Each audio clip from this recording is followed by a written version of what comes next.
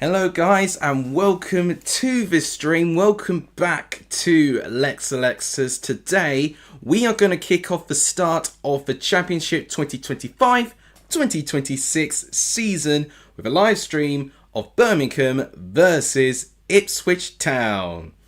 I am so nervous but excited at the same time this game. If I'm going to try and keep my neutral hat on, I'm really excited for this game. But I could tell you this for a fact because I was intrigued to know what my Ipswich employees were thinking going into this game.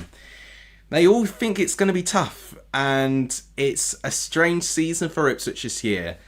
When they got promoted, I don't think any of them, or anyone or any neutral expected them to do as well as they did. This season now, with expectations now on this club, suddenly there's a whole different sense of pressure, which I'm not sure they're going to be used to. So it's going to be an interesting challenge, but they are facing the team who, in my opinion, have got the best, well, not the best momentum, but certainly have got the biggest hype in this league, which is certainly Birmingham City, Tom Wagner and Tom Brady and co. Certainly they are going to be a handful this season, and I'm just really excited to see how both of these teams are at going into this season, because I'm excited to see both of them in entirely different reasons. Okay, so I'm really pleased that we've got a couple of people in the chat. I'll just read a couple of you out. Josh, I've not seen you for a while. Welcome to the stream. GHGN, welcome. Welcome, Johnny. It's good to see you. Blue Terrier, it's good to see you as well. And he's predicting 2-0 to Birmingham. Honestly, that's not a bad shout. Wallace Gromit fans, good to see you back. Welcome to the stream. Charlie, of course, welcome to the stream as well. And we are live. Yeah, we are absolutely live now.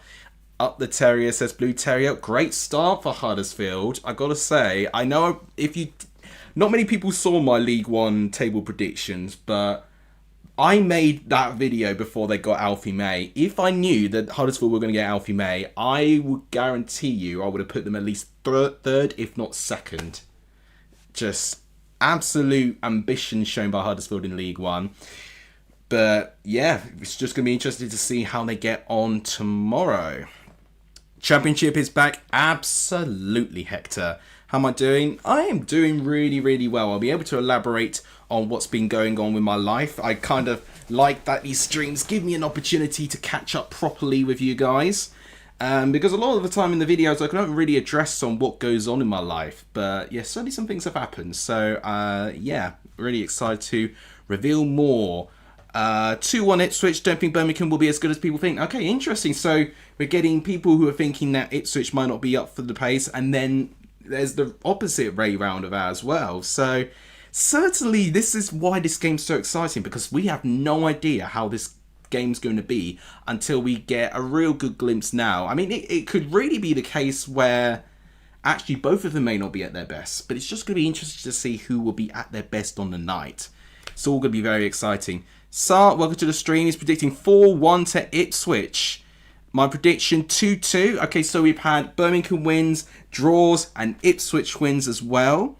I've written some of the tiebreakers for people tired. Oh, thank you, Jirshen. Yeah. So honestly, I was quite lucky that I've not had any tiebreaker situations, but certainly if that is the case for this season, which we have to hypothetically think if it could happen, then certainly I will have a strategy, because I keep all of my scores on an Excel spreadsheet. But I'm telling you this though, if you saw Ben's video where he's doing his predictions now on Subaru, oh my gosh, he's going to have predictions so easy for him now, because he doesn't have to do any calculations. So he's finally taken the burden of calculating the points himself. But yeah, I'm still doing it. It's going to be interesting to see how many people do it this year. I can tell you for a fact that so many of you have commented on my last video. So I'm probably going to instantly regret not switching, to Subaru or something like that for predictions. But ultimately, part of the fun is just to get everyone talking in the comments. So that's why I'm sticking it with that way. But either way, in terms of my predictions, in case you haven't seen my video yesterday, I actually predicted a 2-1 win to Birmingham. I think it will be very close, but I think home advantage will give them the edge. And if Ipswich do somehow win this game, which they could easily do, I looked at their starting 11. I'm thinking, there's not really that many deficiencies in their team. It's really just going to go down to how the team's set up and whether they can pick themselves up after what has been 2 incredible seasons and then 1 bit of a reality check from the last season in the Premier League, because they only won 1 home game last season. So there could be a chance where their home form actually might take a bit of a turn for the worse, but their away form might be okay, because away from home, I mean, it wasn't anything great. They still got relegated, but at least they were actually picking up some really good wins in the process. 2-1 Ipswich says, Wallington Gromit fan, good to see you live. Thank you, Josh. I really do appreciate that. What's an average main link to Huddersfield before you even joined Birmingham? I don't know. Honestly, I can't remember what I did yesterday, let alone last year. So I don't know about that, Charlie. But I don't know. Maybe it was. Birmingham may look tough, but there's still that club that got relegated when Wayne Rooney was former manager.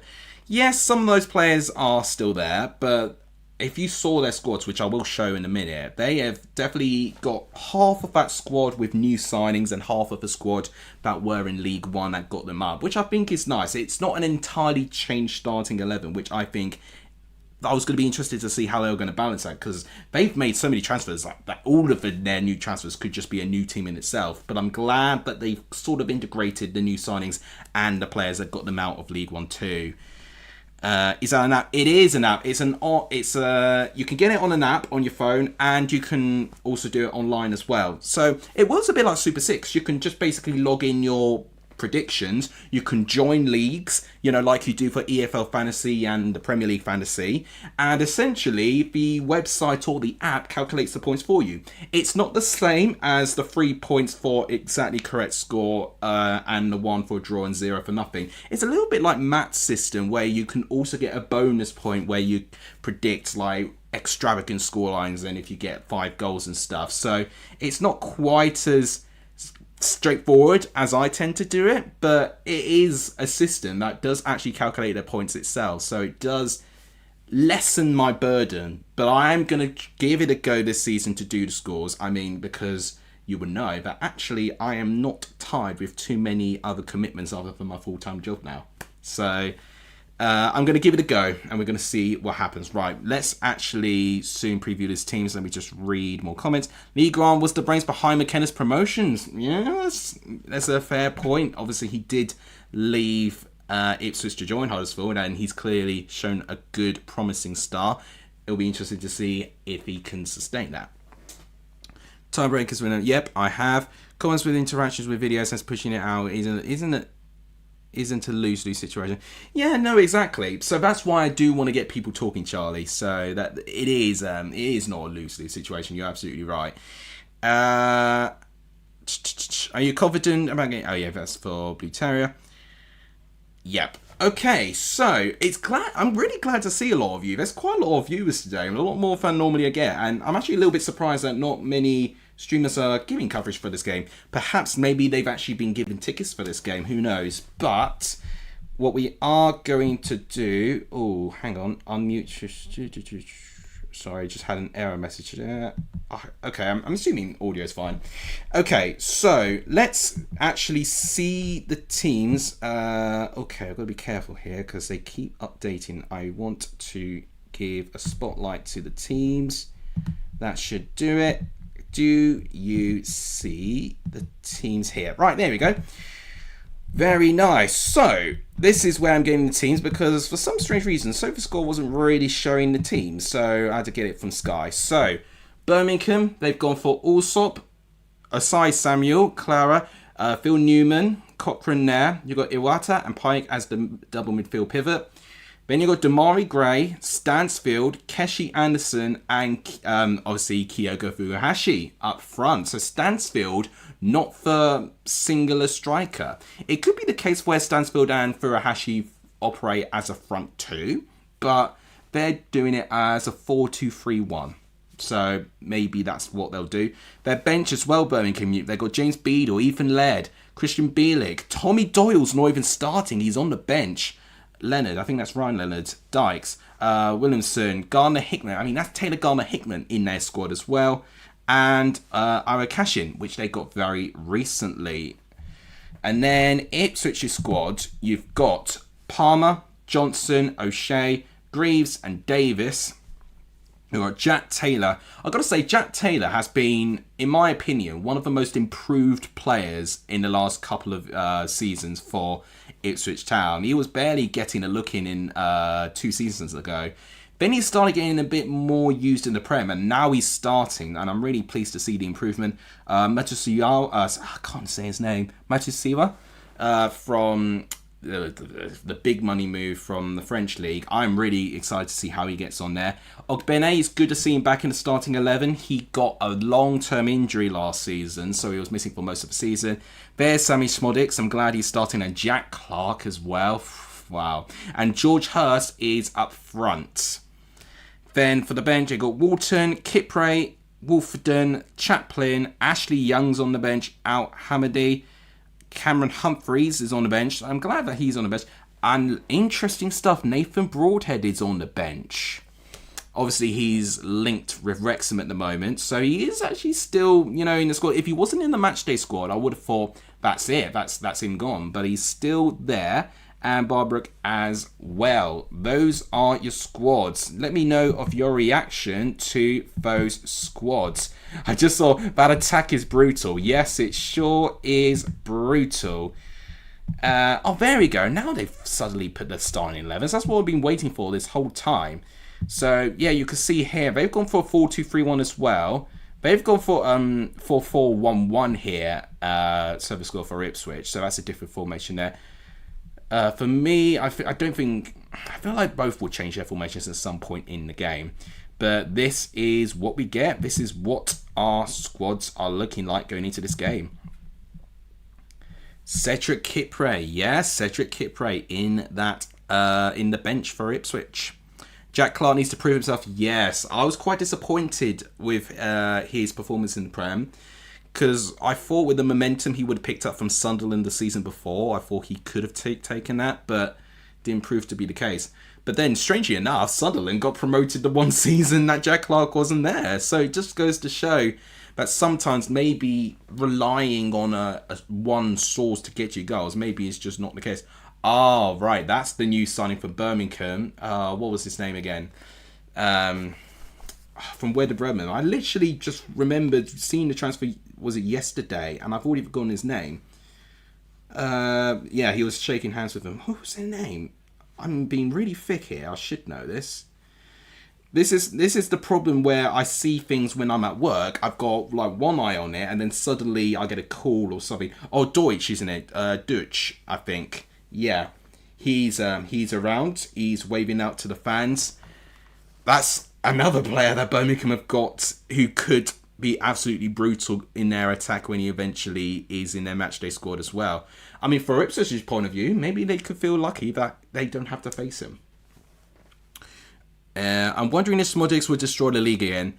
For Ipswich's point of view, I hope he does. Because honestly, he was great. And actually, I got a bit of sentiment for Smodics. He used to play for Colchester and did really, really well there as well. I'm surprised Sunderland didn't go for Schmodics. Honestly, Sunderland could have gone for a lot more players from the Championship, but no, they didn't, which was interesting. But I am going to be interested to see how Sunderland get on in the Premier League. My Premier League table predictions will come in a couple of days' time, I think. Was he on Colchester before Posh? Yes, yeah, he was in Schmodics. He was a Colchester player before Peterborough eventually got him, and then ultimately he did all right for Peterborough. I still don't think he was amazing for Peterborough, but he did enough to warrant a move to Blackburn, and then ultimately the rest is history. Premier League player now, Sammy Schmodics. Okay, yes, so no, that's not the FPL code. In fact, thank you, Wallace and Gorman, for pointing that out. I need to update that. I've actually not set up my FPL league yet. So there shouldn't be any code there at all. Sorry, that's my fault. I have not updated the description to this season yet. And that's actually going to be a problem for all other videos as well. So sorry about that. Let me change that now. Okay, so Discord server's still there. Let me just keep that. Twitch is still there, although I don't really go on there anymore. And everything else I have to keep. Let me just change the hashtags quickly. Just some of the things I always have to think about now that I'm actually streaming and now that I'm a YouTuber. Yeah, that'll do it. Okay, so sorry about that. What has a fan rightly pointed out, the description is containing a FPL code that doesn't work or doesn't exist anymore, so that's now done. Wonder if Davis will be an assist machine like the promotion run. I hope so as well, because he was another one that I was very disappointed in the Premier League, in that he got really exposed defensively when he was in the Premier League last time. So if he does well this season, I would hate to say it, but I would probably associate as Leif Davis as a championship player. So there is, sort of like a win-lose situation with him there. But if he does do well, it'll, signal his mentality that he has a great bounce-back ability.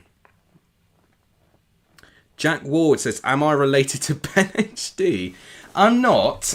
We are not related whatsoever. But I've known his channel, I would dare say, nearly 10 years now. I've been watching his stuff for ages. I'm one of his Patreons, and he's also in one of my videos here on this channel as well. You have to go quite far back because it was my 1,000 subscribers special.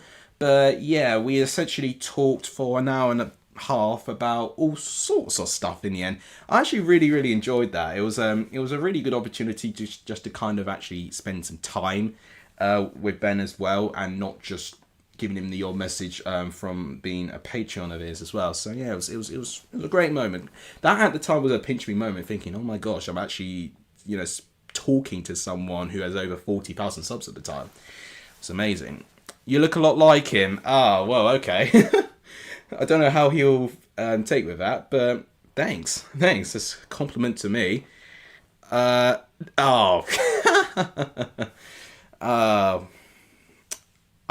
make no comment to that, Charlie. Yeah. So Connor Townsend. So that's thank you for reminding me. So Connor Townsend, unfortunately, picked up an ACL injury a couple of days ago. So he will be missing for at least 2/3 of the season. I don't think he would have been a starting player, but he certainly would have been a really reliable bench player. So that's a really big blow for Ipswich. I would not be surprised if they do have to go into the market to maybe look for another fullback. In a sense, it's good that they do have someone like Ashley Young in who could potentially deputise and think about getting, sorted in that fullback area. But I think for me, yeah, that does feel a bit of a deficiency. In fact, one thing that I didn't even think about, Kajust is not in the squad, but Ipswich very recently just announced that they've got him back. I could not believe that Kajust has actually ditched Naples to join Ipswich this season. It's unbelievable. You reckon any record will be broken this season?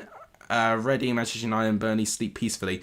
I don't know. If any records are going to be broken, it's probably going to be transfer fees, because lots of clubs have spent quite big money this season. You've got the parachute teams, but then you've also got the likes of Birmingham and Wrexham really racking picks up. I've got to say Charlton have spent quite a bit as well. So if any record is going to be broken, it's probably going to be net spends or transfer fees accrued from clubs as well, potentially. Ashley Young in the Championship seems weird. Well, he's certainly not Ashley Young anymore. I would rename him Ashley Old because he's 40 years old. I still associate him as like late 20s, early 30s, not 40 years old. It does make me feel very old each time I do have to talk about Ashley Young. Blue Terrier, that is very cheeky of you. I'm not going to give any comment to that. That's absolutely fine. Maybe Wednesday will set... Oh, gosh, yeah, I didn't think about that. Sheffield Wednesday could set records for the wrong reasons. I really hope not. I really hope that there's some light in the end of the tunnel. This season, as I've got to say, is going to feel like a write-off for Sheffield Wednesday. They've just got to... If they could even survive this season with forming a squad together for 46 games, you've got to remember, like a club like Bolton, who are on the brink, couldn't even play all 46 games in their season. and they got relegated in the way that they did. But yeah, they did put a little bit more of a fight, but this is different, and this season's got to be with one target in mind, and that is to get a change in ownership in whatever way they could. Matt, it's good to see you. It's really, really good to see you, Matt. How are you doing? I'm surprised you weren't streaming this game, and in fact, I'm really surprised that I haven't seen too many people stream this game. It could essentially be that a lot of people have been invited and given tickets out, which ultimately I'm a little bit jealous, because this atmosphere that I'm seeing here looks absolutely it's going to be electric. It looks absolutely packed out. You've got Birmingham, who really want to set the league on fire, who certainly have all the fundamentals to have an amazing season.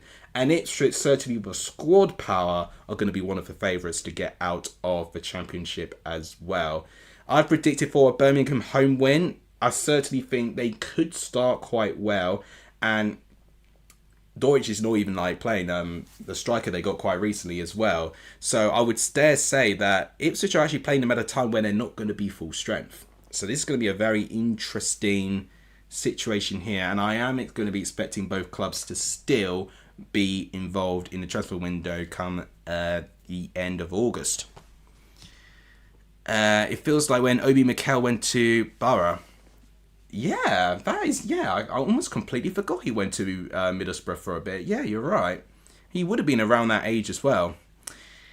It was in the early 30s, but you remember as a player. Yeah, absolutely. Absolutely. Who do I support? It's good to see new viewers asking me these questions like this. So it's a tough. So I'm a Chelsea supporter. So anytime I do put the football on and I want to watch and relax, it will be for Chelsea. I'm never relaxed when I watch Chelsea though. They just especially not like in nowadays when they were winning everything. It was a lot easier to support them. But yeah, it's a little bit more interesting now. I do have a bit of a soft spot for Ipswich because I'm employed by a company who does amazing work in Ipswich. Been to a couple of their games, and in fact, I have been to a couple of their Championship games 2 seasons ago. And yeah, I think last time I was out was against Preston. I think it was against Preston, where that was a 4-2 victory to Ipswich, if I remember the score correctly. It featured many goals. That I can tell you that. But I'm an Essex lad, so I'm going to also like the Essex teams as well and just hope that they can do well in themselves as well. I'll be hoping that Southend can maybe get out of the National League. That would be nice for them because they were so close last season. Chelmsford have recently made a signing for Niall Taylor in the National League. So I'm going to be, National League South that is. So I'm going to be very interested to see how they get on now. Brand new manager as well. The manager who did take Braintree out of the National League South. So there's a little bit of excitement going around there. Although the likes of Torquay, it's going to be hard to get past them. Dorking's going to be hard.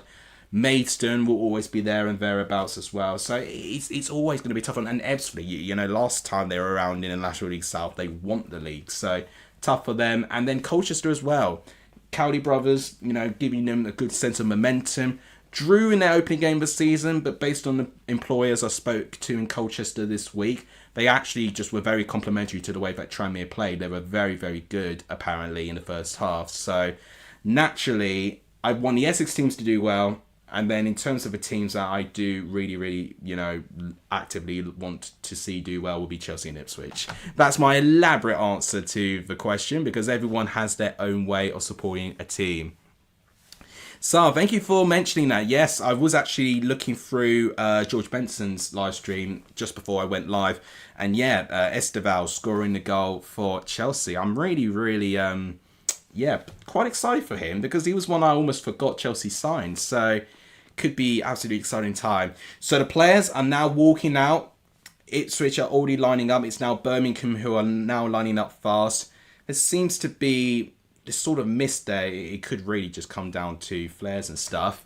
They're reviewing the teams again. In fact, for the fact there is a couple of new viewers here. Let me review the teams very quickly. I'm getting a bit caught up with at the moment. There's so... is the mic working? Yeah, I think it is.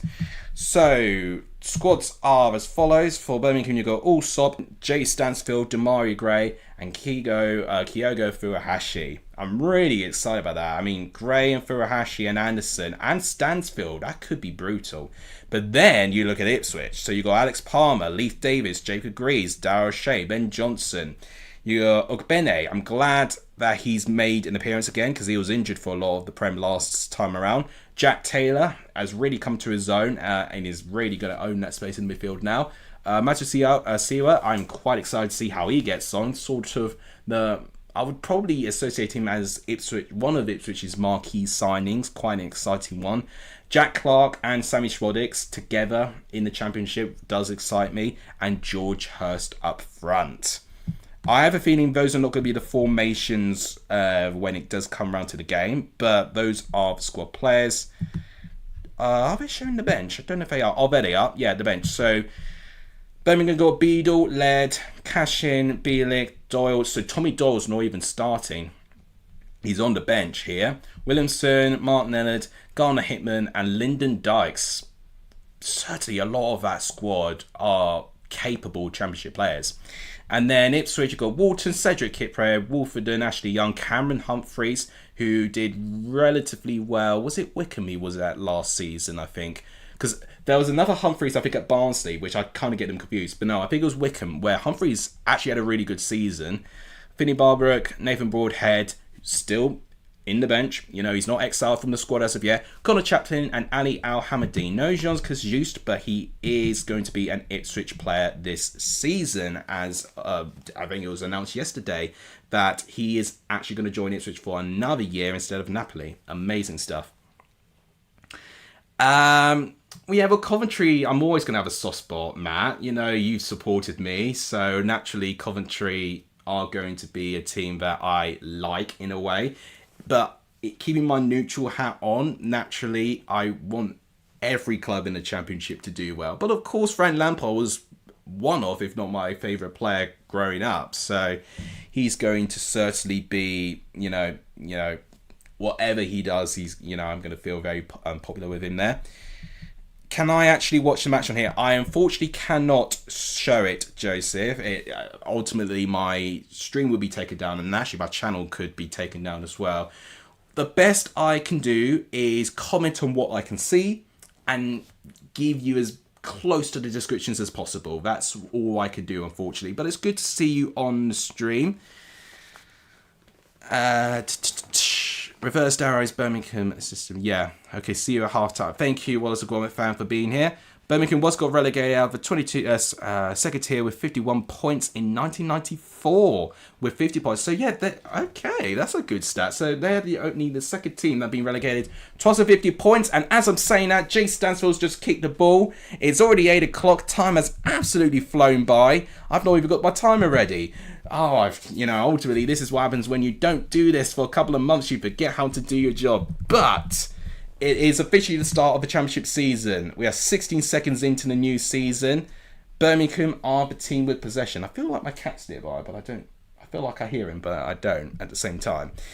So Ipswich have not even touched the ball yet. It is Birmingham on the ball as it stands. And I can suspect that it could be that way, because even last season at the Prem from Ipswich, they operated in a system that didn't require them to touch the ball, and they could very well likely encourage Birmingham to try and have the ball and to try and, give up some pressure, and they'll probably try and counter them that way. So this is going to be a very interesting match here. Players stopped. And it's going to be, free kick to Birmingham here. Minute in, and Birmingham looking like that they are in really good control. Here's brighter side Samuel. Phil Newman, and he's going to pass it to Ryan Allsop. So Ryan Allsop starts as first choice goalkeeper over James Beadle, which is what I think a lot of us did predict. Keshi Anderson does ride that challenge well from Ben Johnson. Here's Damari Gray. And he's up against Jack Clark here. He's done well. He's going to pass it back. So it's just kind of camping back in the moment. they're anticipating that Birmingham are playing with a lot of confidence, and they are at the moment. Keshi Anderson again, he's going to pass it back. I'm a big fan of what they're doing at the moment. And Phil Newman looking very comfortable in his position as well. Brighter side Samuel against Leif Davis. He's done that brilliantly there. Furuhashi. He does. Oh, you can tell the quality there. Right, here's Keshi Anderson with a little bit of space. He dinks a ball in, and it doesn't reach everyone. It's a goal kick to Ipswich. That's the first minor bit of threat in this game, and it's fallen in the way of Birmingham. Keshi Anderson does hit his own hand in frustration. He knows he could do better there, but Furuhashi, I can already see just with the turn of pace that he's had here, he's going to be a handful this season. Ipswich now finally in possession of the ball. I'm going to be interested to see how well they keep it. So Alex Palmer goes long. It is already won back by Cochrane. Johnson against Anderson, and it is... Oh, it's a pretty close one, and it's a Ipswich throw. That's what I thought. Henry, welcome to the stream. It's good to see lots of you in the stream, actually. Ipswich now keeping on to the ball. Yeah, Prediction League is officially active. It is. So lots of things now make a start. And it is a Birmingham throw. I think, is that Mutiara there? Yeah, he's not happy with the physicality there. That might be something he needs to get used to. But ultimately, I think, given space, I think similar to Furuhashi, I think we could see something really special with him. Not much really to say at this moment of time. A lot of the time ball going out of play. But it's certainly Birmingham who has had more of the ball so far. Yep. And again, it's another throw-in. We're going to break the record of the amount of throw-ins we're going to get in the first 5 minutes at this moment. Cochrane has just been standing on the far left line at this moment, but he tries to fire for Furuhashi. He does well to hit the ball, but ultimately no Birmingham players there. Oh, it's good pressure there, and it's an Ipswich throw. So yeah, Dara O'Shea wasn't too sure what he needed to do there. And he's going to be the captain, Dara O'Shea. So I'm going to be interested to see how he's going to get on in that new position. Because Ipswich, I think, are going to feel, with Sam Morsey not being there. Because he was such a character, such a leader on the pitch. But certainly O'Shea, I think, with his experience in the Championship, I think he is a good choice. Had to return to stop the creator winning his own league. Well, I can't help if I win my own league. Ultimately, I need you guys to give me more of a challenge. Okay, Ben Johnson. He's now got a throw in. It's well defended. And yeah, Birmingham clear. Birmingham taking no chances at this moment. But it is another throw into Ipswich. In fact, what I am going to do is make sure I do save the scores. How am I doing? I'm doing all right. Thank you, Henry. And he's supporting Ipswich in this game in particular. Don't know if there's a particular reason for that, or a player, or locality. Ben Johnson was once so promising. Yeah, I know. It's a tough one with Ben Johnson, but let's just hope this season he can start raising his value back again. There's Clara there. That's the one I keep confusing there. He's captain, I think, today. So, guys, thank you for tuning in. Apparently there's 14 of you watching here. And if I see the like target, I think we are on 10 likes at this moment of time. If you've not smashed the like button yet, please do give the stream a like. It really does help this channel if you do like the stream. If you're happy that football's back, please do like the stream. And if you've not subscribed either, it really does help the channel as well. I don't actually know how we're doing. I've actually not got the subscribers up on a tab. But you are doing a free kick. It's one back. Here is Jack. Okay, that's going to be Smollett's, but it's a foul given against him. No, it's Jack Clark. Yeah. But unfortunately, he does fall over and take his player down. That's unfortunate there. So Greaves does well against Asai Samuel. And, yeah, say a bit contentious between that one and Anderson there. But a foul is given for Birmingham, and it is a free kick, and the threat goes away. Interesting game at the moment. You know, we've not really seen active chances at this moment, but ideally, well, at the same time, I'm not entirely surprised about either. It's just simply down to how his club's going to be. Oh, wait, is that going to be offside? Surely that's offside. Furuhashi wants to get that goal. Yeah, I mean, ultimately, I think half the Ipswich team stopped.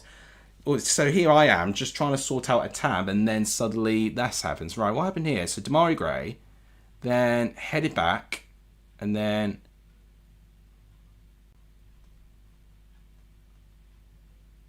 So what actually happens here? Oh, so they awarded a foul. Oh, I gotta say, I think that's actually a little bit fortunate from Greaves there. I think that is quite fortunate. Because the size difference between him and Furuhashi is quite substantial. But it is given, actually, as no goal. Great finish by Furuhashi, by the way. But no goal. But that's, I would dare say, that's the closest as anyone's got to getting a goal. So, if you guys can hit the subscribe button as well, that really does help as well. We're 3,070. Is there a very small chance we could get 3,100 today? I don't think there is, but personally, I would love to be proven wrong. It is, you know, you never know with a stream. Things just happen which you don't expect on a stream. So, as always, guys, your support does not go unnoticed. I'm glad I've introduced the system of shouting people out who subscribe to the channel in every video now. And it will still be more of the same here as well. Yeah, I would say lucky start for Ipswich at the moment. I wouldn't say they've been terrible. I just think Birmingham have shown that they're really up for this, and it's going to be very difficult for anyone to stop them at the moment. So that's Clara the ball. Hurst is trying to win that back, so I'm glad that he's now starting to get involved in the game. If there's any issues with the audio, like if it's too loud or if it's cutting out, please do let me know, because I'm getting a couple of notifications that there's issues with that. I might just need to move my microphone back, to be honest. So it's in Birmingham's half at the moment, trying to get an attack going, and Darashay stops the attack there. Jay Stansfield tries to play a clever throw-in to Keshi Anderson, but it's snuffed out by Jacob Greaves. Do I still have Gatsby? Yes, I still have Gatsby. In fact, let me find a photo of him. Let me find a photo. Hang on hold. Cochrane with the cross. Oh, good defending. That looked very dangerous. I thought that was that going to be Briar Sai Samuel who could have got that chance there. Yeah, still have Gatsby. There he is, right there. He was upside down. This was actually taken, I think, an hour ago. So he's nice and happy. He's outside at the moment, but if he's bored, he might come and see me. Who knows? Who knows? It'll be nice to see him on the stream. I feel like it'll be like a perfect stream if that's the case. Channel icon, yeah, he is absolutely iconic. Absolutely, he has earned that. Free kick awarded to Birmingham. Ben Johnson actively getting involved against Keshi Anderson. Keshi Anderson, I gotta say, I was a big fan of him when he was at Blackpool, but at the start of this game, he has looked really good. He must have been absolutely lethal at League One level, because I think already he has looked amazing. Now, possession stats is interesting. They've just shown 84% possession to Birmingham. And I'm not surprised. But at the same time, Ipswich a lot of last season were away from home and actually inviting the other team to be on the ball. So I'm not too massively surprised with that there. It's funny, both historic clubs recently played in League One. Yeah, and it goes to show how far they've come, really. Birmingham is a weird one because obviously they only had one season in League One. But it's incredible to see the levels and the expectations they're getting now just from new members of power. Okay, that's not the best of deliveries for Ben Johnson there. He's struggling a little bit at the moment. Birmingham again on the ball, right aside Samuel to Damari Gray. They've linked up a lot in this game, so I can see them being very crucial as well. That's a really dangerous ball, well defended again. It's not quite cleared. They need to clear this, Ipswich. They've not really done it effectively. Right, they have done now. That was a wicked delivery by Damari Gray, by the way. But again, it doesn't find a Birmingham player. Ipswich have done everything they could to defend this so far. But my goodness me, they're putting Ipswich on the back foot at this moment of time. It's going to be a nervy game. Right. I am noticing that it is getting a little bit dark in the background. Let me just get some light. Just so that everything just looks a little bit more inviting. I can't actually pull my light any closer. That's a little bit irritating. I thought the lamp was going to go a bit further than this, but I'll handle with that. Okay, I think that looks okay. Imagine Ipswich win 1-0 up with like 30% possession, but that would not surprise me. And actually, a lot of teams that don't play with possession can actually get goals. I think what we do forget is that we associate the best teams the one that control the ball. You can control the ball, but if you don't do anything with it, it ultimately doesn't matter how many times you touch the ball. You could break all the records of the passing and crosses or whatever, but you've got to look dangerous. The difference here is that Birmingham, look really dangerous when they're on the ball at this moment of time. They've not forced any saves yet, but they've already had 2 wicked deliveries where if it found a Birmingham player, I think they would have had a very serious chance. Yeah, that is a foul. I have to say that. Etienne, good to see you. Evening, everybody. Happy Championship Return Day. That's a one way to say it. I feel like it needs to be like a national bank holiday to celebrate the return of a championship. It's so iconic. I am so incredibly surprised with the amount of viewers here today. I know it's the start of the season, but I don't really average up to the 10 plus throughout the stream. So I'm really, really grateful, guys. I truly am. So, okay. I'm just going to very quickly save the scores that I can see from my video. And then I will be with you. Start of the Premier League is the 15th of August. Yes, not far. I will be giving my predictions on the Premier League season very, very soon. I've kind of got like the relegation in mind at this moment of time, but I am really not sure on most things. There's a couple of teams that I'm really just quite stuck on, but there's others where I'm feeling a little bit more confident with how they are going to do. Coventry versus Birmingham again. Yes, that's going to be exciting to watch, as it always is. It always is quite a classic. One thing to remember, we've got actually for the first time in over 15 seasons, we have got Southampton versus Portsmouth back. That's going to be the first time we see that in 15 seasons. I think it was 2011 the last time we've seen that. So there's lots of derbies to get excited about, as always. And then, you get your Lancashire derbies, which we always see a lot of. There's so many that we are excited about. I'm really excited with this new Sky deal. It finally, I think, warrants the price. Well, it warrants the price a little bit better of, a annual Sky membership. That's all I can say. So, yeah, I'm really, really pleased with that. Can I just say, if any of you have seen my score predictions video, I always like to try and do a fresh new layout every season.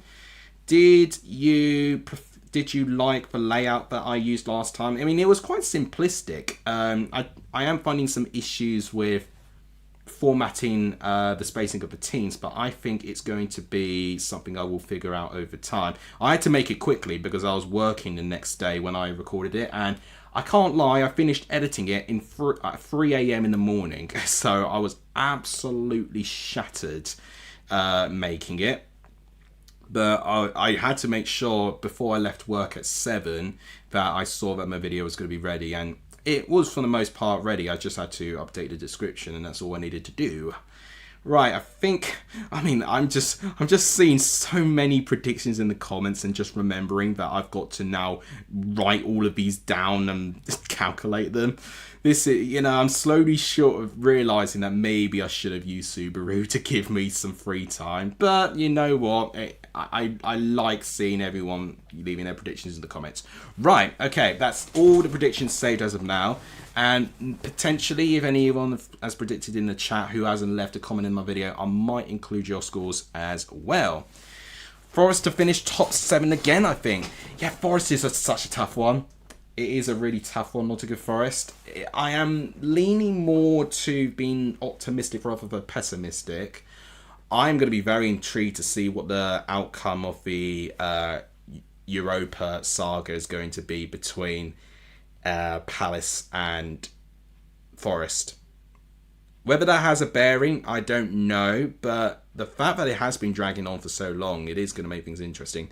Right, Ipswich actually have a corner, and I believe this is the first corner in the game, actually. Leif Davis with the corner.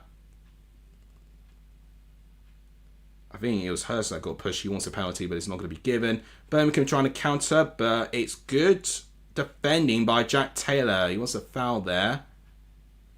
Yeah, a bit of tension there between Jack Taylor and Brighter Side Samuel. Brighter Side Samuel's got to be careful. Schmodix, don't you get involved. I don't want you getting sent off here.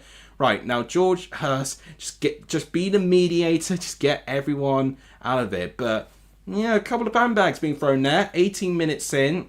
It's been shown as a really, really feisty game at this moment. Yeah, I like Nuno Espirito Santo as a manager. I really do. I don't know if any yellow cards have been given at this moment of time. So Darashay, it looks like, yeah, there will be a yellow card. I think for both, for Jack Taylor and Bright Asai Samuel. I think they're both going to collect a yellow card each. I say that's a bit unfortunate on Jack Taylor's part, but ultimately Jack Taylor took the bait and really got wound up by Bright Asai Samuel. Yeah, they're both getting booked. So the first yellow cards of the season have been awarded to an incident between Taylor and Bright Asai Samuel. So Asai Samuel pushes him, and then Taylor grabs onto his shirt, which flings him into the stands. And ultimately, as Taylor just reacts to what Asai Samuel did. They're saying that Jack Taylor got the first yellow card this season, but that's because the referee gave it out. If we're taking the challenges aside, I think it would have been Brighter Side Samuel that would get the first yellow card of the season. Oh, there's going to be a chance for Ipswich. Oh, bit of desperate defending there. I mean, this is literally what happens. Blink and you miss it. Sammy Schmodix territory. So what happens here? It's just a simple hooked ball from Jacob Greaves. Oh, it's really good defending in the end. Is that Phil Newman? Already making his transfer worthwhile. That is some heroic defending. Because if he did not get in front of him, I think Schmodis would have scored that. So, I wouldn't say this is Ipswich going into the game. Ipswich are now starting to find a way to craft chances. And that could just be down to fatigue and maybe Birmingham just, I feel like adrenaline has taken a lot from Birmingham's, form at this opening bit of the game. Now that that's died down a bit, it's going to be really interesting to see if Birmingham can now have the maturity to see if they can concentrate on Ipswich, which Ipswich certainly have the experience and the players who can win many championship games. AFC Bournemouth Fan TV wants a Premier League prediction show. I would love to do that. The only problem is I don't think it will be well supported on the channel. That's the only thing. Because I used to, when I wasn't working full time, I predicted the Premier League and the Championship. But unless I get an editor in who can do all of that for me, I can't do the recording, the research, the editing all by myself. There's just absolutely no chance. And for the fact that I am working full time, it's tough. Right, hang on a minute. Jay Stansfield with a bit of possession there. To Furuhashi, he could have a chance. Shot. We have our first meaningful shot in the game, and it's just wide of the post. I don't think Palmer even got a touch to it. But that already is the link-up play that's going to scare many teams this season. So Cochrane does really well there to find Jay Stansfield in space. Ben Johnson, again, I think struggling at this moment of time. He's the one that I can certainly see as a bit of a weak link at the moment. And then through ball is a good one. And then Greaves does well to kind of make the angle difficult for Kyogo Furuhashi. So yeah, I would say that's a pretty decent chance from Birmingham. Furuhashi, maybe if he tried to take him on, he could have got a better outcome there. But it's hard to say. I think it's good defending from Greaves. Oh, this could be a chance again for Birmingham. Oh no, but Greaves again putting his boot on that delivery. It's great stuff there. Oh, got to be careful, not to kick anyone there. Right, Leif Davis. He's now got to find Jack Clark. But he's bullied off the ball, but he has won a throw-in. Ronaldo, welcome to the stream. Did you actually bet £10 on Jay Stansfield to get over 0.5 shots on target? Will it happen? So 0.5 shots on target. What does that count to? Does that count to like a shot on target that's blocked? I'm not sure. But, well, he set up a chance, but he hasn't had a chance yet himself. He's playing a little bit deeper, so maybe that could be a good bet, actually. It does feel like Furuhashi is the one up front at the moment, and Stansfield is actually playing a little bit deeper that he's normally used to there. Cross comes in for Schmodix, and it doesn't receive anyone. Right, okay. That's a good bit of recovery there from Jack Taylor. Bit of space, shot, and it's blocked from Schmodix. Okay, this could be an opportunity for Ipswich, although they were very slow there. Great defending from Briarside Samuel. Good recovery there. I think Stansfield is very good at League One level. I'm just not sure if he's going to be Championship standard. We've barely seen him in the Championship. I don't actually think we've seen him at all in the Championship. Where did he do when he started his career? I knew he was at Exeter, which they certainly weren't in the Championship a couple of seasons ago. And then he joined Birmingham for a big money fee. Did they sign him when they were in the Championship, or were they in League One? I can't actually remember now. I feel like it was like a really big... No, it was League One, because it was the League One transfer record to get Jay Stansfield in. That I do remember. So this is, I'd say, very, very first exposure into Championship football, Jay Stansfield. So I hope for him. Oh, this could be a mistake. Chance for Ipswich. Oh, it's wide. That's a huge chance. Oh, Schmodix, you've got to hit the target from there. Ryan Alsop, where he made a big mistake here. So playing out from the back, and Ipswich's press actually pays off this time. Oh, he knows he should have just hit the target there. That is a big chance missed. That is the best chance of the game so far. Good pressure from Claire to get in the way of it, but that is a huge chance missed. Big chance missed from Ipswich. So both, I'd say, have gone close, but both have missed the target when they've gone a little bit close. I'd say in this game, momentum-wise, Birmingham certainly holding the lot of the ball. Ipswich have grown in the last 10 minutes or so and have actually started to make Birmingham work defensively. Okay, referee's played on net. Let's paint with the ball now. Here is Kashi Anderson, who I think has done really well at this moment. I think that's Okbene actually with the headed clearance there. He's done very well there. Oh, that's a wicked ball, but well defended again by Dara O'Shea. Stansfield, oh, it's defended again, and then it's cleared. I tell you what, both sides want this. I can very much see, based on how both are playing, both want this. They are really trying to outpress each other. And as a result of this, the ball's kind of pinballing around, and it's not staying with, each team anymore. Because put a couple of passes together, then suddenly someone comes flying in and wins either a challenge or, they win a loose pass. Ipswich now on the ball. Greaves, who I think has done really well so far. Oh, that's a good delivery from Leif Davis. And Schmodix, oh, he doesn't quite time his run right there. But that's a good bit of pressure here. Ipswich still on the ball. Johnson. Ogbene. Back to Johnson now. I'm glad I actually used the correct colour for the thumbnail for Ipswich's kit as well. Because I know they've gone for a red kit this year.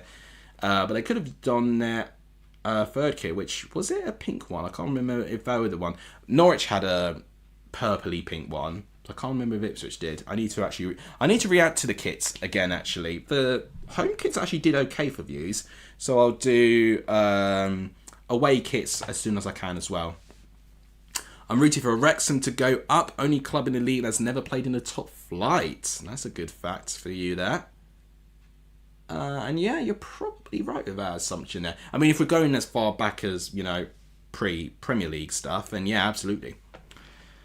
Yeah, absolutely, that'll be the case. And who knows? Maybe not this season, but if they do survive in the Championship, they could very likely kick on from there. But I will be interested to see how many of the same core squad or even the manager is going to stay on, you know, that they've used for the National League up to this point. Right, game has certainly slowed down a bit now. It's played a little bit more in the middle of the pitch. Birmingham, I think, now just trying to wrestle back control.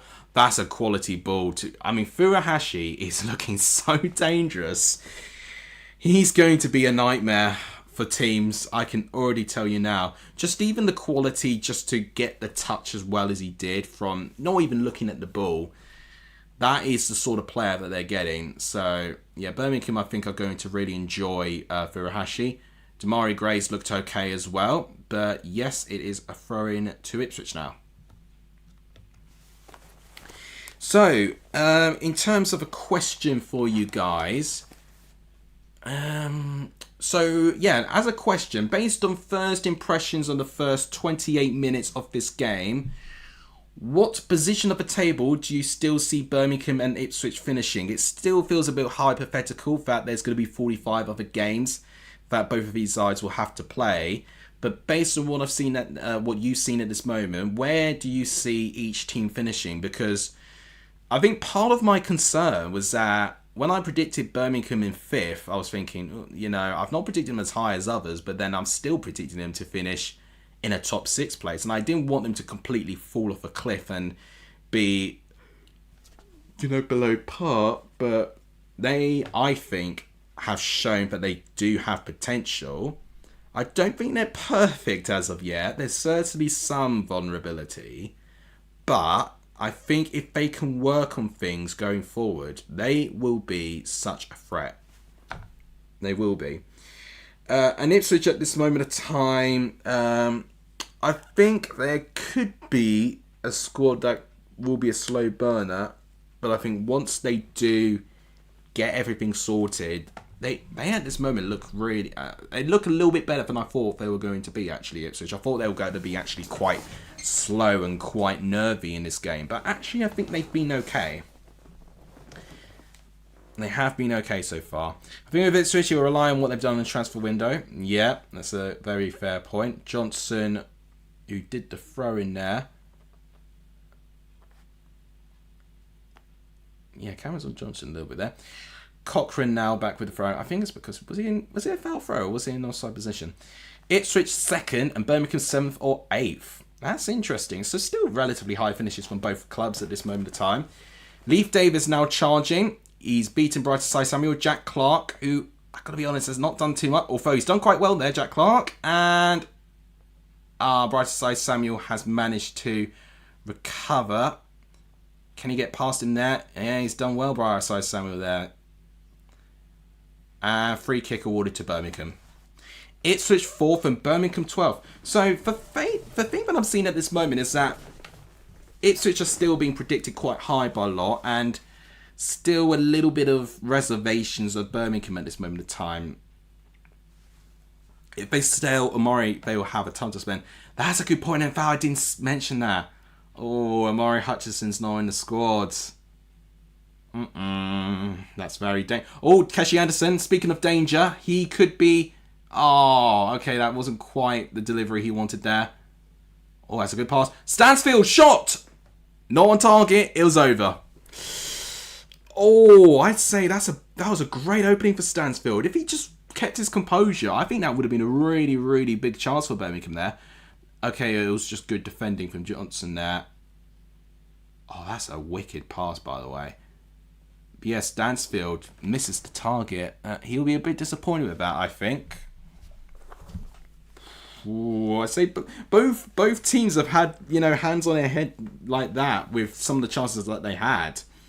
I think this game, whilst it's still 0-0, it is proving to be a bit of an entertaining 0-0 at this moment of time, which is good. I feel like that's what you want to see. You want to see an interesting 0-0. So yeah, I'm quite, I'm quite happy with what I'm seeing at this moment.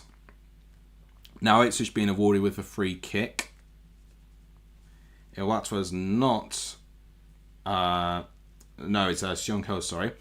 Sean Cole is not happy with that decision at all. Yeah, I think it's a free kick. I've got to be honest.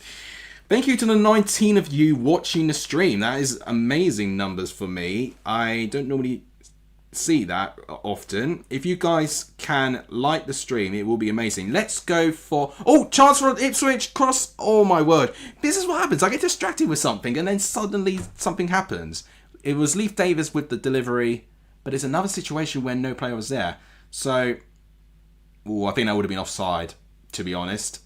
The fact of the matter is the referee didn't flag for offside. So if VAR was there, I think had that been a goal, they would have disallowed it. So yeah, if you guys can like the stream, that'll be absolutely amazing. Now I can actually say what I need to say. If we could get to 15 likes in the next 5 minutes, that would be absolutely amazing. I always appreciate the level of support here. I'm trying to get this light to improve because I use daylight, but then suddenly, oh, chance for Birmingham. Okay, no, it's not met anyone, and that will go out of play for a throw-in. We've seen that a lot where the crosses have just been hit with too much power and they've not meeting the player yet. But it's another bit of link-up play between Stansfield and Furuhashi. They've played quite well together so far. But Furuhashi did not find Demario Gray. So, yeah, that might be a pairing that we'll need to get used to in the way that they play. I think especially when you've got two brand new players who have not played in this particular team, they're the ones that will take the longest to try and, feel comfortable to play with each other. I've got to say, Ryan Allsop at times has been living dangerously with how he's been playing from the back. I think that's my one little concern with Birmingham at this moment. I think teams who will be highly aggressive and pressing and playing out from the back could catch them out. But then it will require, any forward players to score enough goals. And I've got to say, both teams have been really physical and have been putting some really big tackles in the middle of the park, which I'm actually quite pleased because it's showing that there's lots of competitiveness here. So yeah, like target, if we can get to 15 likes in the next 5 minutes, that'll be absolutely amazing. In terms of subs at this moment of time, we actually have gained, I think, 1 sub actually since... Oh no, 2! Oh, thank you guys. We could get 3,075 in the stream today. Maybe not 3,100, but 3,075.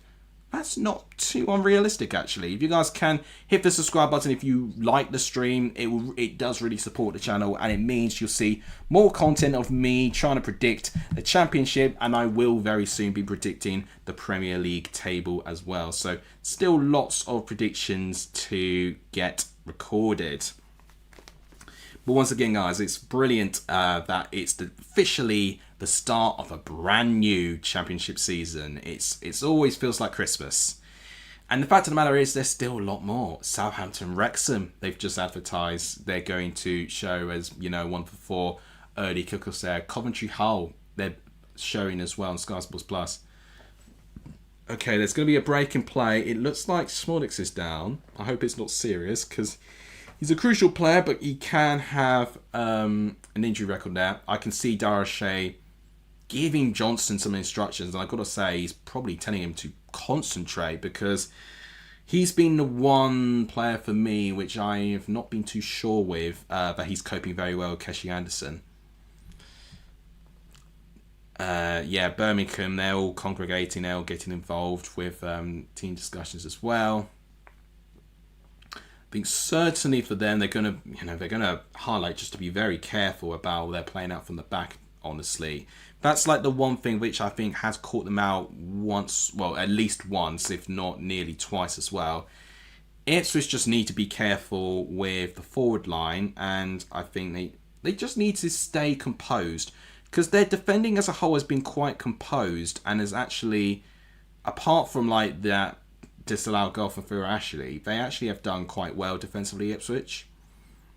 Just need to keep that going, and if any player does lose their man, it's not about digging them out, it's just about covering for them and just doing the best that they can to work as a team. That's really what it's got to be. I've been quite impressed with both in different reasons, really. So, interested to see how this goes. I think that will mean up to 3 or so minutes of added time, potentially. The play has resumed. 37 minutes in. So we are essentially getting to the last 10 or so minutes before half time. Damari Gray with a spell on the ball. Clara now to Alex Cochrane. He's someone that I'm quite excited to see a lot more of Cochrane this season. I've been told really, really good things about him, so I'm glad that I can now appreciate what he can offer. Birmingham's still going through the spell at the moment. He's not going to give it to Erita. He's going to give it to... I don't know who he gave it to there. I was a bit confused. Oh, it's Casey Anderson. Right. Long ball going into there, and it goes out of play, and it's thrown to Ipswich. What I will say, I think both these sides have shown promise, but I think both are still not reaching their full potential yet. I really do think there's still more to give from both. But I think a draw is fair at the moment. I think both have had half chances. I'd argue Sammy Schmollis was a full bloke chance and he should have hit the target, but the fact is he blasted it so far wide of the goal, it felt like only just a half chance. That should have been a full bloke chance for him. Casey Anderson, and that's the first shot on target, but it's a P-roller and it's very easily claimed by Alex Palmer, who I was so impressed with when he was at West Brom. Yeah, I mean, I think that's good defending because I think the defender took the power of the ball. Oh, something's happened there. It's Stansfield. And it's another shot off target from Stansfield. I'm just, thinking about, Ronaldo who made that bet. Oh, what happened there? So, oh, that is poor. Is that Ogbene or is that Mutsiara?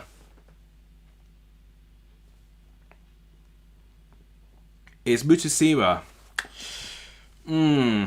He's been another one which I've not been too sure with in this game so far. But I'm hoping for him, he'll be someone that grows into the season. Because his stats don't lie. He's got a really, really good record. Last season was 26 matches or 6 more goals. How many do you predict this season? Oh, I don't know. It's hard to say. I think especially with Sheffield Wednesday in the way that they are, if they cannot put a really competitive team together, I don't know how many times that record could be broken. I'm going to say that we're going to get more than 6 games. I can't put a number on it, but I'm going to say it's going to be more than 6. We've now reached 40 minutes into this new season, and it certainly has not disappointed. I'm really, really quite excited to see what sort of climax we get. And by half time, we can talk about what's happening in the game. Oh, dangerous cross. Oh my gosh, that was quite close. But it looks like it was given a foul against Birmingham there. Is that Greaves who's down? Yeah, Jacob Greaves is down. I was putting his body on the line there. So, what happened there? It came from a goal kick from Allsop. So, both teams have gone on long in the odd time. So, literally just a pass from Allsop to Casey Anderson. I think he's on there, But that is a heroic block from Greaves against Damari Gray. Because if he doesn't stretch for that... Or was that Amari Hutz? No, that's Asai Samuel, sorry. God, Asai Samuel is functioning as this sort of attacking fullback. So, he is playing as a fullback, but then he's sort of playing up as a winger as well at times. Back to his Queen's Park Rangers days. Oh, if he's going to be an attacking fullback, because he's certainly got the build to be a decent defender as well. He's going to be a handful this season.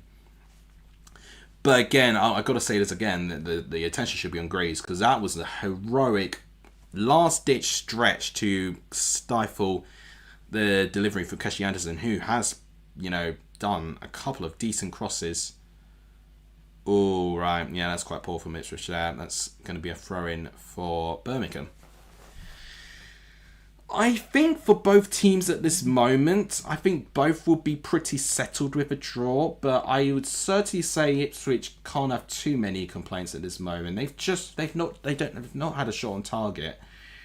Although, actually combined, there's only been 4 shots from Birmingham and 3 from Ipswich. So there hasn't been too much action. I mean, they've got XG. Both have not even got to a 0.2 XG yet, which is quite shocking at this moment. So, I hate to say it, but it does feel that it's going to be a low-scoring game or like a 0-0-er. But I hope it's not a 0-0 for the first game of the season. Palmer, he's done well there. He's certainly coped with the press a lot better than Ryan Alsop's done. And throwing Ipswich. Chris Davis looking a little bit animated at this moment. I can sense that. I think he can see at the moment whatever he was trying to tell the players, they have not quite done what he wants to do at the moment. So, a bit of frustration there. We'll see if that affects anything. Mutsiara, he loses the ball again. Here's Keshi Anderson.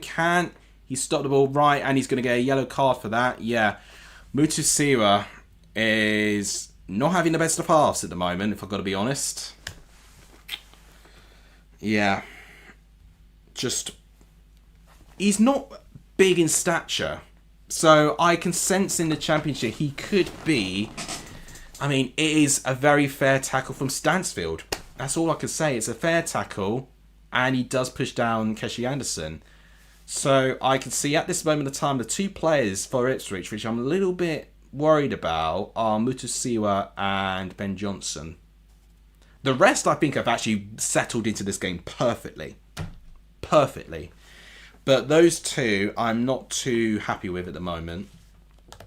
Mutusiwa, I think, will eventually come good. It's just going to give him some time to do so. Ben Johnson, I think, for him, it's just like a natural concentration thing with him. Right, I'm actually going to put the main lights on because it's now getting really dark. And to open my door, there is no cat. So, I am just hearing noises. Gatsby's not nearby.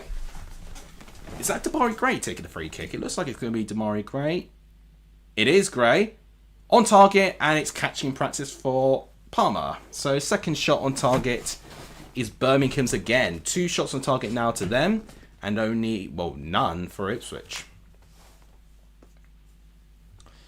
Oh, Birmingham again, winning the ball back really effectively at the moment. I think Ipswich are going to really want half-time now.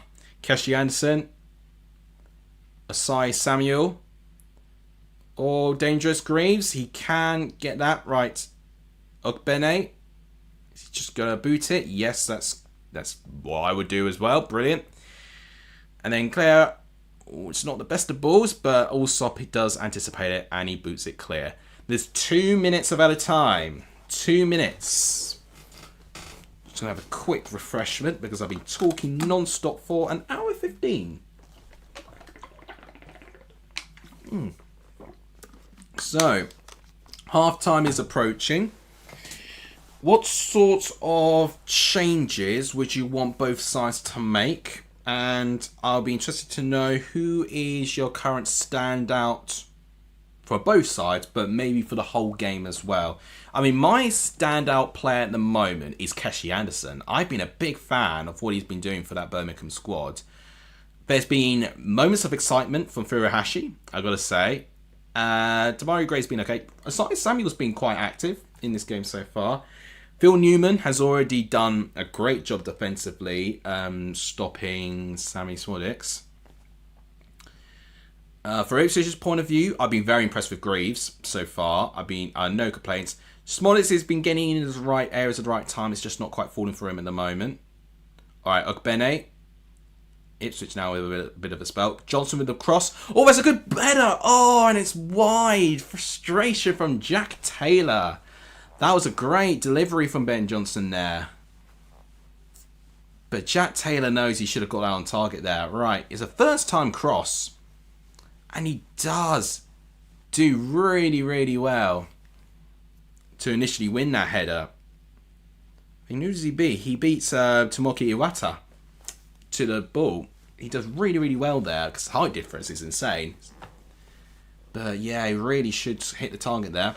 It is 2-0 Chelsea against Bayer Leverkusen. It's another goal for Joao Pedro. Oh, I'm not going to get excited because every single time I get excited about a striker for Chelsea, it just falls flat like a pancake.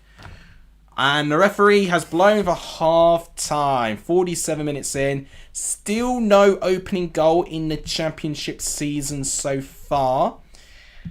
I think both could say that both have had chances where they should have done better. Palmer is the only goalkeeper who has made a save as of now. But you've got to say both have had chances that maybe that they feel they should have done a little bit better with. But we're still awaiting the first championship goal in the 25-26 seasons. At half-time, it is Birmingham 0. Ipswich 1. Oh, I've not won. What am I saying? I just ruined that whole thing. All I had to say was 0-0, and somehow I couldn't do it. Right, into half-time. We've still not got the first championship goal of the season. It is Birmingham 0. Ipswich 0. Right. I don't know why. Why can't I just do something so simple? Okay. So, it's half-time. Thank you to everyone who's tuned into the stream so far. As a question for all of you, name me your standout player so far. I've given you mine. I think I will stick with Keshi Anderson. I've been really quite excited for what I've seen of him so far. I think he's a very important player for Birmingham at this moment. So, whilst that's going on, I'll give you an update on what's going on. So, yeah. I've passed all my exams. So I'm no longer studying for accountancy exams. I'm officially qualified, and in fact only today I have officially can apply for membership to be a qualified chartered accountant as well, which I will be doing over the weekend. So that's exciting. Promotion is on the way. Pay rise is also on the way. So things are looking really, really good in my full-time work at the moment. I think I've told you guys already, but I've basically moved into Colchester now for office work. So obviously Ipswich have done really, really well to nurture me and to look after me to get me to the position that I got. But a big opportunity came up in the Colchester team, which they wanted me to join to give them like a level of experience, or just to, you know, have someone at the training level which I was operating with. So that happened, and yeah, I've joined the Colchester team now. So I am driving past the JobServe Community Stadium rather than walking past Pullman Road every day now. It's a brand new change of scenery and stuff, but ultimately I've settled well in now. And it's not like I can't go to Ipswich again. I'm actually going to Ipswich again on Monday. So that's like a brand new thing that has happened. So yeah, promotion, no more exams. I'm really happy. And if you followed me on Instagram, you would have known that I was on holiday. In fact, if you saw my last couple of videos, you would have known I was on holiday as well. In fact, that gives me a really good time because I just left the videos there to do what they needed to do. I think it was only one that did quite well, which was my League 2 predictions, bizarrely. But the rest didn't do so well. So ultimately, if you do have any feedback from those videos, do let me know. I did get them out pretty quickly and maybe prioritize quantity over quality. But I just wanted to get something ticking along whilst I was still sitting on the beach or doing laps in the swimming pool and stuff. So if you do have any feedback for that, do let me know, because it will, you know, it will give me a good insight for improvement. As you know, as we always want to do. Where did I spend my holidays? I was in France. I was in Fréjus for 12 days. Yes, of course you could ask that. It's absolutely fine. Yeah, I was in Fréjus, south of France, for 12 days. Let's see if I can find a photo. Just make sure I find a good one there. I've already shown you one from my photo booth from my cat. Yeah, that's all right one. Yep. So I was there. So I was standing next to the sign. Sante Gouv is actually the port of Frasers that I stayed in. So that's a little like port there, and you've got a beach with the sea in the background and mountains actually in the background too. So yeah, it's really, really nice holiday. Got decently tanned. You can't really see it, but I think even if I took my watch off, you can't really see it now. Hoping we get a good. Cardiff was a 0-0 yesterday. Oh yeah, you hope you for a good game. Yeah, I actually did watch the second half of that game. I actually played football myself. During the first half of the game, but I did watch the second half, and I gotta say, I thought Port Vale did really well. I know I predicted them to go down in my League One video, but it was because I couldn't really think of anyone else who I would have put down. I was thinking maybe Exeter or Burton, but I just had that feeling that they still would find something to pull it together, and it ended up with me putting Port Vale in 21st. But certainly, if they are going to be as threatening as that at home, I think they could survive. They could. They've got a good manager in Darren Moore. We can't forget about that. Right, so they're talking about the disallowed goal first. I mean, it's an amazing finish, but it looks like that they have disallowed it because of the foul. I mean, he jumps and uses his whole body weight to push Grease, but Grease doesn't even go to ground. If Grease went to ground, then maybe that would have looked a more convincing foul. He doesn't really use his hands. I don't know what Clinton Morrison, Curtis Davis and Luke Chambers are saying on it, so I don't know if there's a consent. It's a hard one. For me, I actually think that's quite a harsh decision to not give ours a goal, if I've got to be honest, and put my neutral hat on. I mean, for Ipswich's point of view, they are very, very, happy that it wasn't a goal. That moment could have really changed the game, actually, if Birmingham did get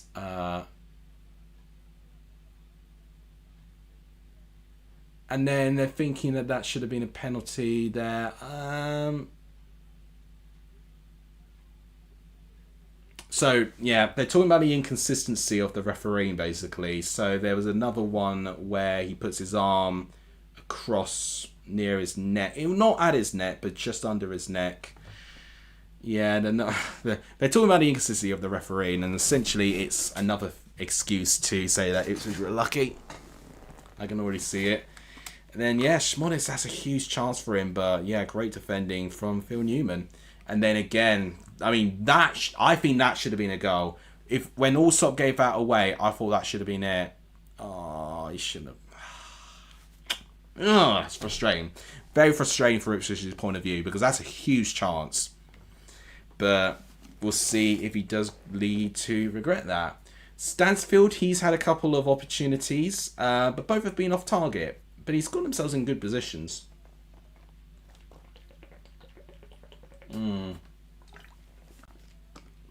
Just seeing back that Mutsiyama mistake. He's not had a great game so far, if I've got to be honest. France is nice. I live in Greece. Oh, I'd like to go to Greece if I can one day. That would be great. Absolutely great. I feel like what I want to do a little bit of solo traveling, and I think Greece will be one place I would actually consider going. I don't know how long we have until the second half, but in terms of any other questions I can ask, I'll tell you. So another question for you guys that I'd like you to answer in the chat. Who do you think we need as a substitution to improve over the teams? Okay. What do you think the first substitution is going to be? I think that's going to be a better way for me to ask it. I can't seem to get lots of light on my face. Hang on a minute. Its lighting is frustrating me a bit, which I am trying to improve. It's not like I'm doing this to 3 viewers. This is like nearly 20 here. So I want to make sure that's looking alright. Okay, this is pretty much the best I could do with the lighting. It's looking okay. It's okay, I can deal with that. This game would have been better as a Boxing Day. I'd say, yeah, I'd actually would lead to agree with you there. It's hard, really. I actually would have thought Birmingham Leicester could have been a really good game to start things off, like a derby, and both sides, with promising things this season. But I think the thing is with Ipswich, I think they are going to have lots of expectations, and clearly they are putting Ipswich as one of the better teams in the league so far, and ultimately I think, that's why they want this game. But Ipswich at this moment, if anyone did their research, they're not going to score many goals away from home. Williamson for Gray. So Birmingham to make the first substitution. That actually wouldn't surprise me, because I think Birmingham have naturally been quite proactive with how things are going in the game. Right, I'm just trying to get this light to... Oh, hang on, sorry about that. I just hit the mic there, so I hope that wasn't too distracting. Where can I put it? Struggling to... Can't really put it anywhere. Ah, that's annoying. I'll get this sorted out. Oh, hang on, maybe here. That will work, or work some way or another. Getting loads of notifications. So Brentford against Borussia Mönchengladbach. Brentford have taken the lead. Damsgaard putting Brentford 2-1 up now. Yeah, Keshi's been great. I think Keshi's been pretty good, honestly. I've been quite happy with what he's done so far. I'm going to try and put it here. Ah, there we go. That's where I've got to put it. There we go. Oh, that's a lot better. That's a lot better. Right, okay. Focus. So, let's actually go to the teams and we can go through the stats very quickly. In fact, I was going to show you the subs. We're on 3,074. So we're only one subscriber away from 3,075. Just one of you needs to hit the subscribe button and we are there. Thank you so much for the brilliant support today, guys. I mean, quite honestly, when I looked through my official table predictions video, I thought this season I was going to be washed. That my videos just don't hit the same anymore. They're not growing as they used to. But yeah, certainly the score predictions is what thrives, what my channel thrives on, because that is how I'm getting popular. Or I say popular, just with a big asterisk next to it. So yeah, those are our teams. Interesting with the ratings, but look at that. Keshi Anderson with a 7.5 rating. So they're recognizing my liking to how Keshi Anderson's played so far. Park Si-young has got a high rating as well, actually. Or Seung-ho, sorry. All of the back four, all sort of a 6.3. That's the... Oh, but Furuhashi with the lowest. I think that's a little bit harsh. Ogbene with a 6.4. Johnson with 6.6. Ogbene's just not been present a lot. Mitsusiwa with 6.5. Palmer with a 7.4, which I see is quite generous. He hasn't done much. And Clark with a 6.3. Yeah, I'd say that's a bit fair. I think they are picking the players who I would have said are doing quite well and some who are not doing so well. Right, okay, so subs-wise, I think for me, Humphreys can go on for Johnson. Is he more of a left-back, though? Kipre, I wouldn't mind him going on soon. I really want to see Broadhead. I really want to see Broadhead play.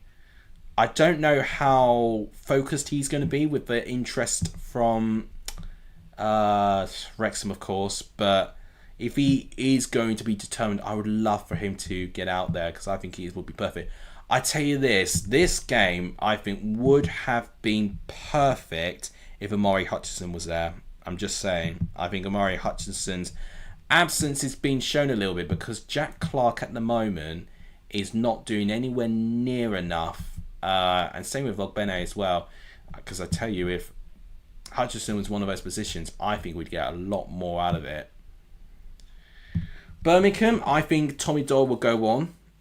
Williamson, I agree with Charlie, could go on as well. And I would not be surprised if Lyndon Dykes makes an appearance as well. There's certainly some really threatening players. I actually think Birmingham's bench could rival Ipswich's, actually.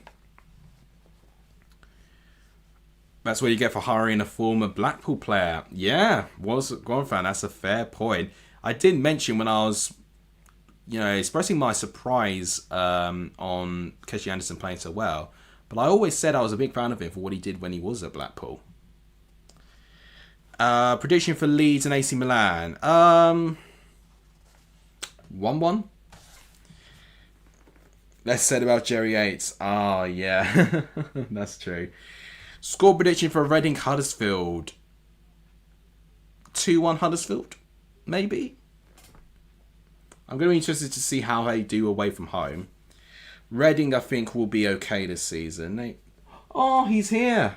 Gatsby's here. Right, okay, hang on a minute. I need to move this light out the way because he wants to join us. He's officially here. Hello. Right. I don't want you there. I want you to be where my... Can you go here? This corner. Just so that people can see you. Come on. Oh, I'm kicking things over now. Oh, it's all gone wrong. Hang on a minute. Come on. I need you to go like a couple of places closer. Come on. Come on. This way. No, you're looking the wrong way. I'm here. I'm over here. Don't make me pick you up. I'm going to have to pick you up and put you in the right position at this point. Don't be thick. Come on. I know you're thick for the best of times, but I like you. Ooh, you're so heavy now. Ooh. And you've actually got your claw caught there. Hang on. You need to fix that. Come on. This way. You're clearly very happy to be here, but you're not cooperating with me. I want you to be in this corner, just so that people can see you. Right, maybe not. Hang on a minute. Let me get the camera. There he is. There he is. Star of the show and just showing his butt off. That's what he's doing. Right. Okay, so that took a lot out of me. And actually, the second half's just gone underway as well. It's always a little bit erratic on Lex Alexis. It's never a professional start the half right on the dot. It always has to be a little bit late. Right, okay. Let me just get that sorted. I could probably get it 40 seconds in. No. Please stay on the stream. Right, okay. Here we go. Timer back on. I'm going to change this as well. Hang on a minute. God, can you be any louder if you tried? You can probably, if I stop talking, you can hear his purr. Right, second half is underway. Luckily, I would say, not much has happened. Can you go here? Oh, there you go. There we go. You're getting closer now. Oh, he wants to say hello. Oh, that's really sweet. So he was just waiting for me to put any part of my body on the bed, and he just wanted to say hello. So, yeah. Oh, and now he's settled. That's where I wanted you to go. Right, let's move on. Birmingham on the spell of the ball, and actually looking quite dangerous here. Here's Keshi Anderson, who I think has done really well against Ben Johnson here. Mutasiwa with a good clearance, actually. I want a big half from him because I wasn't too impressed with him in the first half. If he can just have a bit of control in the midfield and can not be so bullied off the ball. Oh, this could be a chance. Oh, that's a good opportunity for Birmingham. They've started basically how they ended the end of the first half. They've ended... Well, it's starting this half with intensity because there's pretty poor defending, not to see Iwata here. But he blazes his opportunity high and wide of the post. A little bit fortunate, I think. Now Ipswich playing out from the back, but yeah, Birmingham certainly showing their press. They look very energised since having that break. Okay, Iwata again to Damari Gray. Tomoki Iwata has been so involved already, a lot more in like the past 10 minutes than he has done in the entire first half. Damari Gray against Jack Clark, he's done well. Iwata with the cross. Oh, that's dangerous, but it's Greaves who wins the header, and it's a defensive header, but it wins Birmingham a corner. Is that their first corner of the game? It's because I've not seen him in many cornered positions. Gray, and then, yeah, Iwata. Good ball. I mean, yeah, that's a very... It's a teasing ball for Furuhashi. But Greaves wins the delivery. Could you be any louder right now? Right, it's Alex Cochrane with who's going to take the corner. Ah, yeah, Mutasiwa, you've got to be very careful. Because at this moment, he's not got the intensity I want in a player. Right. Cochrane with the corner for Birmingham. Headed away again by Greaves. Volley, and it's wide. It is wide. Greaves has been really good defensively today. I can't really have many complaints with him. He's done so well. It was Xiong Ho who had that chance there, which has gone wide of the post. I feel like I need to keep talking now, because all you're going to hear is him purring next to me now. You are taking the piss. Right. But Ipswich now on the attack. Can Leif Davis win that? No, he can't. He's not quick enough. And Bryce Samuel with good pressure wins a throw-in for Birmingham.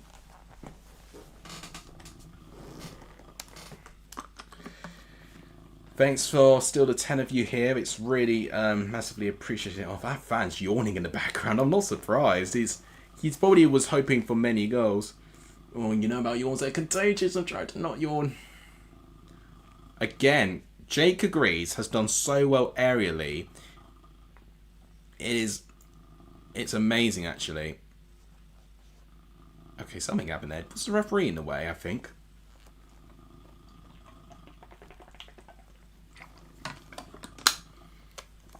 Right, so in terms of the subs, yeah, I'd say Birmingham I don't think really need to do a lot. It's really just keeping their forward line fresh at this moment. So I think Lyndon Dykes, I would say, is my standout, but I don't think he's going to play too many minutes here. Birmingham just looks so comfortable defensively too. They're gonna be a real team this year, I think. Well, there's no such thing as a fake team, is there? But they're going to be a team to take very seriously. That's probably the best way I could put it. Score prediction for the second half. Paul, welcome to the stream. I've not seen you in a while. That's great.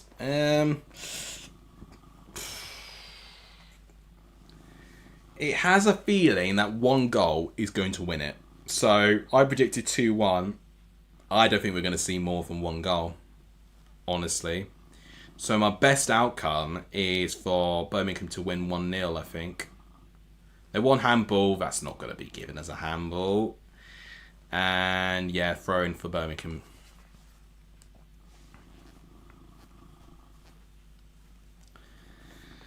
Well, I will say because Ipswich have got a couple of transfers on, new transfers on the pitch. They have not played nearly as well as Birmingham's one has. You predicted 1-0 to Ipswich. Could very well easily end that way too. For me, based on what I've seen now, I don't think I'm going to get the prediction correct. But I think it's going to be one goal. One goal. There'll be one moment where you hear me screaming a loud part of my voice. Gatsby will run away in terror. Aside Samuel, it's headed away. Gosh. Birmingham have looked very dangerous from crosses, I've got to say. But Ipswich are lucky they've got someone like a Jacob Greaves who's just really good aerially. And they've stopped that threat. Oh, that's not the best of pass backs from Bryce Aside Samuel, but Allsop did well to recover it. And he's won a free kick. George Hurst, I'm seeing getting a bit frustrated at the moment. Because he's barely touched the ball in this game, in all honesty.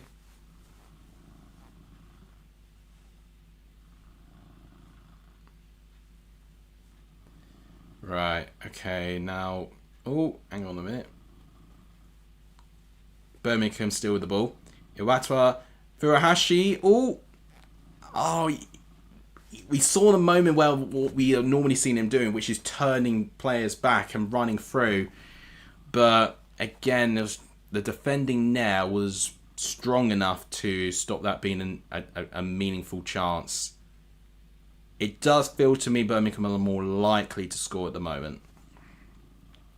Hull saw their best players to Ipswich. You got to say with Greaves. Yeah, absolutely. And in fact, I've completely forgot Jaden Philogene is not in the squad. Now, I can't remember if that's because he's injured. Let me just check why Philogene's not playing. Is he injured at the moment?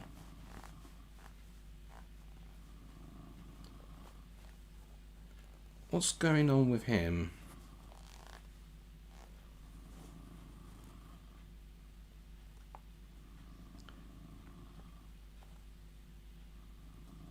Yeah, doubtful opener. Oh, ankle. Okay, ankle injury. But apparently Leif Davis was also doubtful to start. And he managed to work himself to start. Oh, and Delap. Yeah, of course. Yeah, Delap. Yeah, I completely missed him out. But Philogene just had a really exciting spell. And then suddenly just got taken from him when Aston Villa wanted him back, and then ultimately Ipswich then took him on. Yeah, that's a good one. Oh, Furuhashi's got a really good chance. That's got to be in. Oh, up the post. Stansfield, goal for Birmingham. They have scored the first goal in the championship season. It is Jay Stansfield. Lots of people thought he wouldn't be good in the championship. He has already silenced those critics and he's got his first championship goal. It is Birmingham who start off the championship season with the net being rustled with the ball. It looked to be a very simple goal in the end. It was one of those moments where you actually have players from Birmingham queuing up to score the goal. I do not know where those Ipswich players were. I was responding to a chat, so I didn't see the build-up for it. But Stansfield will love that he scored that. Right, let's see. It's Greaves, Palmer with a goal kick, a head-to-head challenge which brighter side Samuel wins, and it just bounces through everyone. And then Greaves and Palmer just get into a mess. Oh, it's really unfortunate. But brighter side Samuel deserves credit there, but it is just Jack Clark has been out-muscled throughout this game. And it's Furuhashi who has the initial shot that hits the post. Dara O'Shea is really the only one back, but Stansfield and Itawa are queuing to get a goal. Stansfield shoots it into an empty net, which ultimately is down to Greaves and Palmer both trying to claim Furuhashi. Both have failed and ultimately took each other out, leaving an empty goal. And just like that, it is Birmingham who lead Ipswich. I did say that it could be one goal that settles it, and I have to say, I think they deserve it. Ipswich have not had a shot on target so far in this game. Shocking defending, says Charlie. It's a calamitous moment, which I've praised Greaves so much, which he did well initially, but then it's Jack Clark who starts the problems because he doesn't anticipate. I mean, Brian Samuel bursts to win that challenge, showing way more desire than what Jack Clark did to win it. It bounces across everyone. It's shocking awareness from Greaves to not see that. And then Palmer tries to claim it, but Furuhashi is running there, and both end up actually taking each other out. And actually, Furuhashi still is able to get the shot up. So it's good play from Furuhashi to even create the chance from that. But it is very poor. And they'll be disappointed with that because they've been so strong defensively. And all it takes is just one player to not win their 50-50 battle. And suddenly something like that happens. Predicted 4-1 to Ipswich. Well, that's going to have to take a monumental turnaround. And I do not see Ipswich scoring here. I think at this moment, Ipswich are going to... They certainly have a good squad on paper. You know, there's no doubt about that. They have got a good squad. But at this moment of time, they still... Oh, Oh, that's a good cross. Oh, that was not far away. It's not a 4-1 Wayne. They do mean business indeed. It's good defending there by Clara there. A lot of people rate George Hurst, but I've got to be honest, even at the championship, I wasn't really too hyped with George Hurst. Watch, he'll score now. No, it's good defending again, this time by Newman. Wow. Birmingham do seem to have everything at their disposal. Oh, and that's poor from Johnson there. Gives away a throw-in. Yeah, Cameron's on Clara there. He did really well there. So, Ipswich looking for an instant response, but still not using that pressure to force Allsop into many saves. Allsop has been in Hull, I think. I think he was a Hull City player. I remember him actually playing a lot for Wycombe. I think he was Wycombe's keeper when they were in the Championship originally. So I'm glad to see that Allsop is still given, a moment to get more Championship appearances. Because I think there's a decent keeper in there. Looks like a free kick's been awarded to Ipswich because Greaves is down. I don't know what happened there. I didn't see what happened there. So now that the fact that Ipswich are now chasing this game, I'm going to be interested to see what happens. Oh, right, yeah, that's not a particularly nice challenge from Furuhashi there.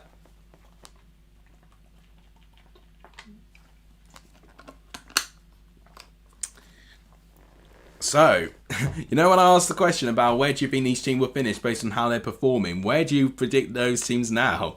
It's just, it's crazy how quickly things change. That's all I'm going to say. And I've got to say, I still think me not predicting Ipswich to win is not particularly rogue. And I think at this moment, they are not going to walk this league. I'm still shocked that many think that they will walk this league.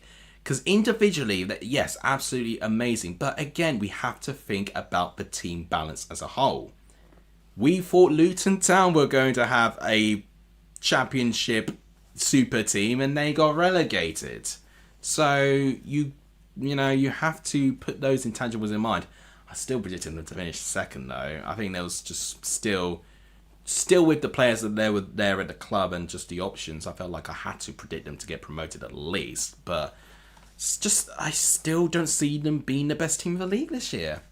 And Birmingham are making the case that maybe they will be Ipswich's competition because they're playing very, very well at this moment. At least it's not 0-0. Oh, agreed. Yeah, I didn't want this to be a 0-0 game. And I didn't think it was, but it certainly had the feeling that it could have been. But there was more or less that Birmingham were just being wasteful and Ipswich were just not finding the final ball. And that's still the case for Ipswich as well. They're just not finding the final ball. But they've got a free kick where they could offer a dangerous set piece. And I'll be interested to see what I can do. I think Ben Johnson's going to take it. So he's certainly not going for goal. I'll tell you that. But if he can offer a good delivery there, at least just give Birmingham something to think about defensively. But I can already notice, Birmingham have got some really tall defenders. So they're certainly going to be very equipped for those set-piece situations there. Right, Johnson takes. Headed away. And yeah, corner's been awarded. Definitely no pen. And in fact, Leo wants a foul. I don't know. No, that's not a foul. That's not a foul to me. Oh no, Cochrane wants a foul. It's quite a shove on O'Shea. He's quite a shove, Oh, okay. Gotta be careful. Just remember, O'Shea, you're the captain. You don't get involved in those things. Cochrane's been clearly instructed to deal with Dara O'Shea. What's Furuhashi been like? Sofa School, I've not rated him, but Furuhashi's not done a lot, but he's already done lots, if that makes sense. Header, O'Shea, high and wide. That's very disappointing. Set piece situation there. Yeah, going forward, Ipswich have not been good enough today. That's all I can say. But when he's not touched the ball a lot, but when he has touched the ball, my gosh, like, it's exciting, like, the things that he can do. And I think just give him time, he will be a monster at this level. I'm saying this now. I will be very shocked if Iwahashi doesn't have at least 15 goals. It sounds ambitious, especially as he's not the one who scored. It was Stansfield. But if things start flowing and he is injury-free, based on what I've seen, I think 10, 15 goals has to be. Especially if he's going to be instructed to play that position as striker all season. Because Birmingham are going to have many, many chances.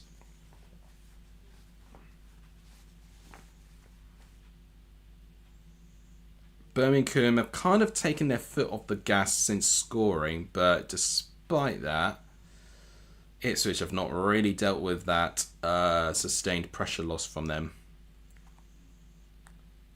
Yeah, it has that feeling that Birmingham have really actually had almost a perfect game, really. You know, they would have looked at Ipswich thinking it's going to be a threat, but it's, you know, it's one of those ones where if they just makes St Andrews a fortress, it's going to be a difficult place to get points. And yeah, I can really see like the crowd getting involved with any 50-50 or challenge. The referee could be swayed with that as well. Johnson again giving a free kick away, who has had moments, but he's not been as good as I wanted him to be here, to be honest.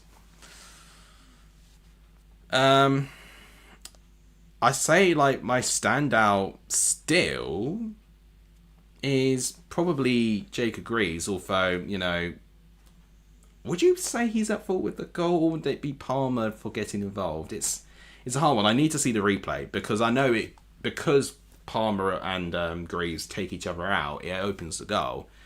But then you can argue Jack Clark should have done a lot better from, you know, receiving the goal kick from Palmer. I don't think they'll do a Luton, but I can't lie. When I was going to do my prediction or table predictions 2 weeks ago, I actually had some drafts that put Ipswich down in 10th or 12th, because I think they will be a team that will be hit with a confidence loss. I really do. And going forward wise, they have not been nowhere near good enough today. Especially with the fact that Smodics, in this second half, I've barely even noticed him. Jack Clark might as well be a puff of smoke. He's not appeared. George Hurst has not even touched the ball. So yeah, the forward line from Ipswich have just not been good enough today.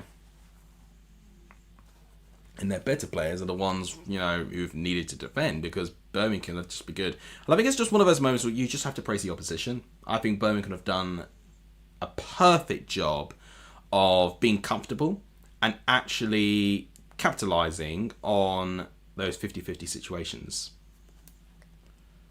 Ipswich having their best spell of possession, but like I was saying for Birmingham in the first half, they're really doing nothing with it. Right, this is going to be when they have to do something. Right, Ogbene. He's going to give it to Mutasiwa, who just... He's lost the ball again to Jay Stansfield. Jay Stansfield has been tasked of targeting Mutasiwa, and he's done a brilliant job at it, I gotta say. Jack Clark, right, we've actually seen him do something here. Leif Davis. Could see a shot from Jack Taylor, but he's got pressure from Iwata. Davis. Oh, that's a good ball. Jack Clark, but again, he takes too many touches. It's defending from right side. Samuel, referee plays on. It's a corner. No, it's not. It's a goal kick. Is it really a goal kick? I don't think it was a goal kick. That is, you know, condemning to say the least that Ipswich will be bottom as it stands. Yeah, Bryce Samuel just doing a really good job there. I mean, Clark eventually wins it. Ooh, it's hard to say. I don't actually know who got the last touch there. I thought it was a clear cut that it would have been a corner, but it actually wasn't as clear as I thought. It is Ipswich that make the first subs, which obviously is the case because they are chasing the game. There are 3 people going on. Ben Johnson's off, which I did say he needed to go off. Is that... No, is that Townsend? No, it's Broadhead. Ogbene, Smodix, and Johnson are off, with Broadhead, Chaplin, and Ashley Young going on. So Ashley Young's going to take Ben Johnson's place. Chaplin going to take Ogbene's place. And Broadhead... Was it Hurst who also came off? But yeah, triple substitution from Ipswich in the 68th minute. So, what, 25 minutes to make something happen there? Oh, Ali Al-Hamidi to score, says Paul Bruce. Maybe, that could be the case. Jack Taylor does very well there, actually. Mutasiwa, who's still on the pitch. Oh, that's poor. Very poor from Jack Clark there. Right, can Mutasiwa get control here? Right, that's decent stuff. I sense some nerves in that midfield because of the way that Birmingham are pressing. Alright, Taylor. Here's Ashley Young. Him crossing the ball, headed away, and it's claimed by Allsop. Right, yeah, Newman getting into a bit of frustration there, but he's done well, Newman. He's done very, very well, and just a tall figure. He's going, yeah, he'll do well, I think, this season. Birmingham trying to wind the clock down, which honestly, I don't even feel like they need to. It's just still not had a shot on target, by the way.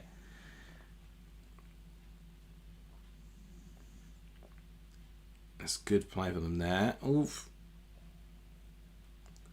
Playing out from the back always gives some sort of heart in your mouth moments, and that was one of those moments I just saw there. But yeah, they've coped well, Birmingham. Ipswich definitely having a lot more of the ball now, and it probably will end up with Ipswich actually having more of the ball by the end of the game.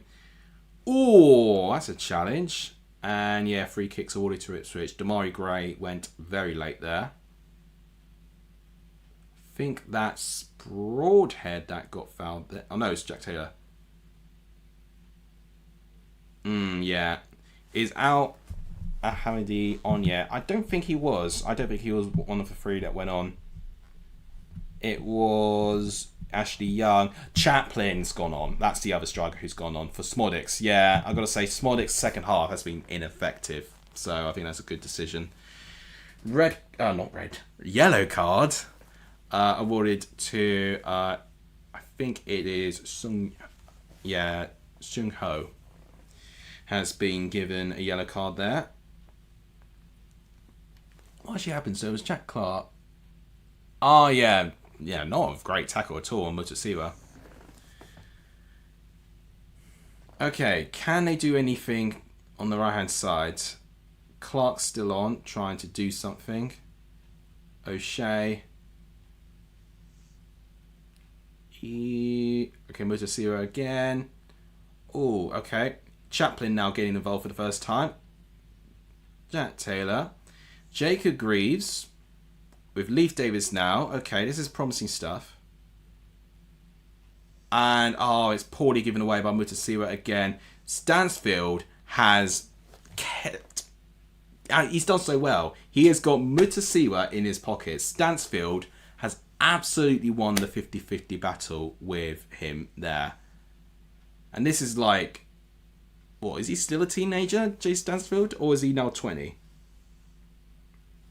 He was in the under-21 England squad, wasn't he? He's done so well. He's 22. Oh, okay. So he's not as young as I thought he was. Oh, Hyundai, man. Thank you so much. Thank you. Good match also. Yeah, it certainly is. Thank you so much. Didn't even know that was the case. Right, thank you so much. What's happening there? Was it a foul? Yeah, it looks like it's a free kick awarded to Birmingham.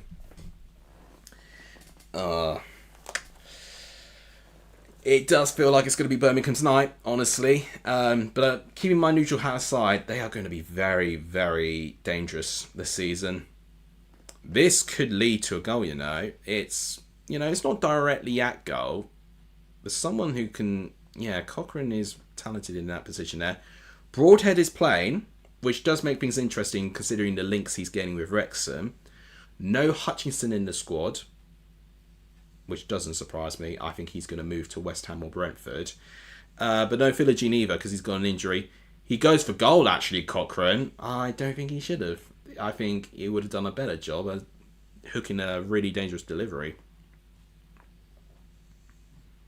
Yeah, well, it's one of those ones where it looked like he was going for goal, but actually it probably was just a very poor delivery. Yeah, it was not one of his better ones there. Ipswich now kind of playing out for the back. So, I mean, they're trying... Both teams have really mixed it up. Both have either played out from the back or have gone long. So, they are going to be, I'd say, fairly unpredictable in the way that they're going to play. But Birmingham have nailed it. Oh, gosh, here's Tommy Doyle. They've not even brought him on yet. Birmingham have not made a substitution yet, guys. Tommy Doyle's just about to go on. And they're coping well without him. Right, that's a long ball. Can he find Demario Gray? He will keep the ball there. Oh, I sense a bit of miscommunication with Palmer and his defenders, honestly.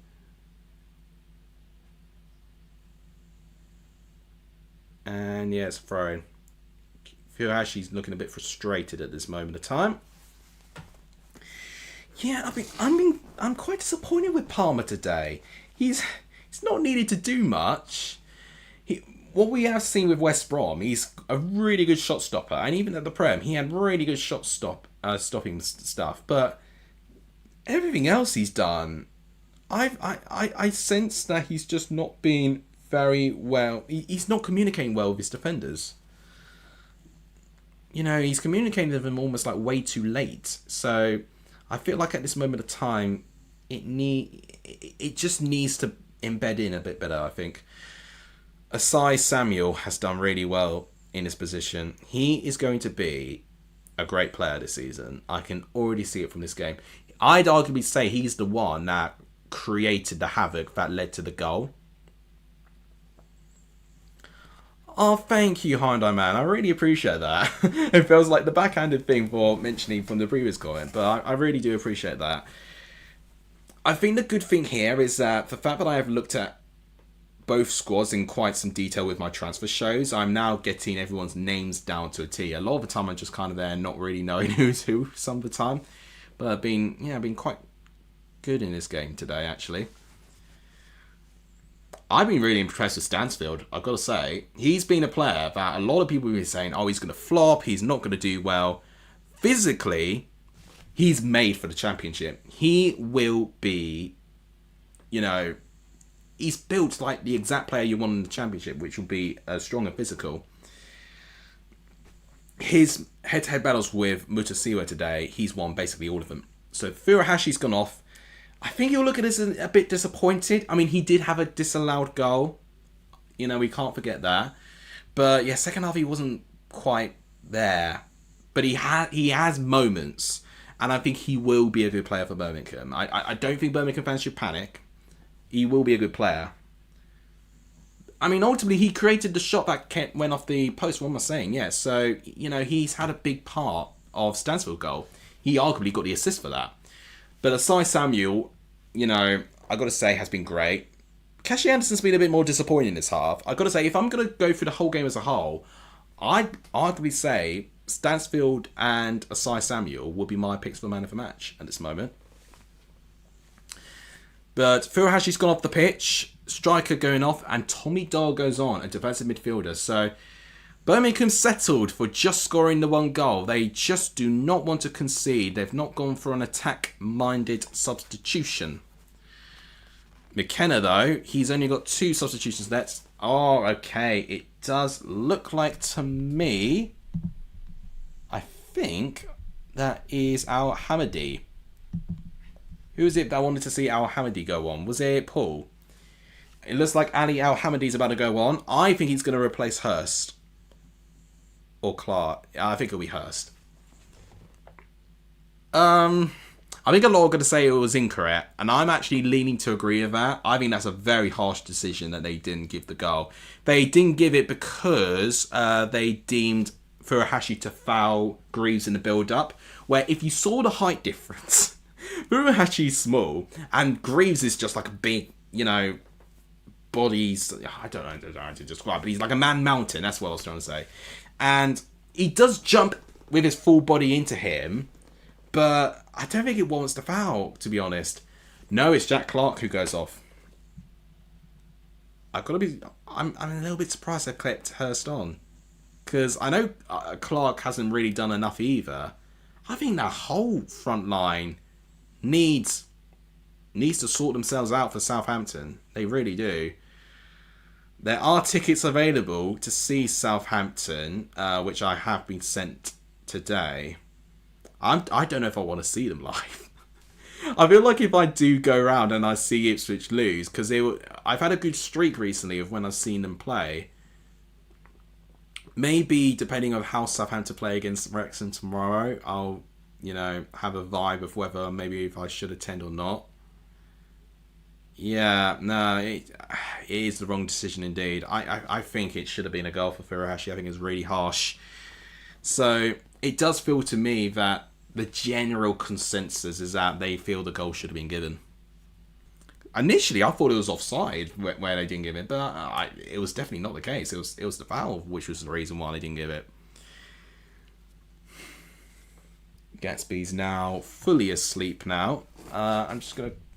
Hang on, let me just see where this attack goes. I'm going to move the camera when the ball goes out of play. That's the mistake I'm making, where I just get distracted. Right, it's out of play now, so we've got time. Want to see my cat? There he is. The big boy. He joined at the second half.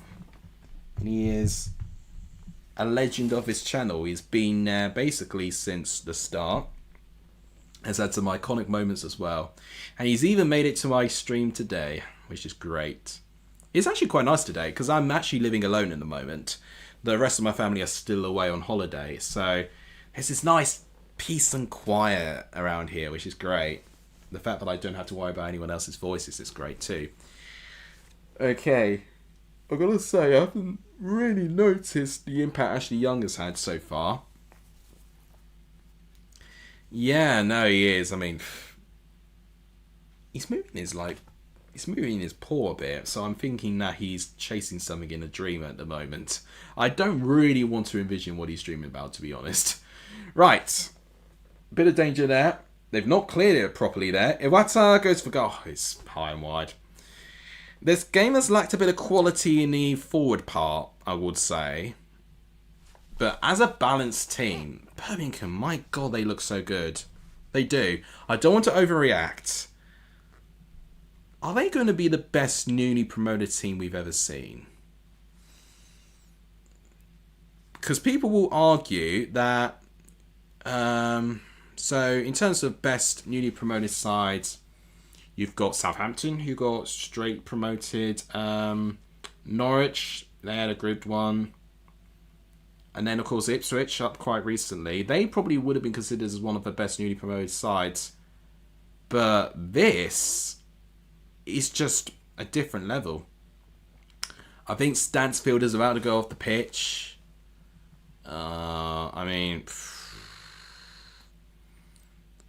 Another thing, I think if O'Shea knew it was going to hit the post, he shouldn't have ran as close as he did to it as well. I mean, it's just a comedy of just poor decisions from the entire Ipswich side that led to the goal.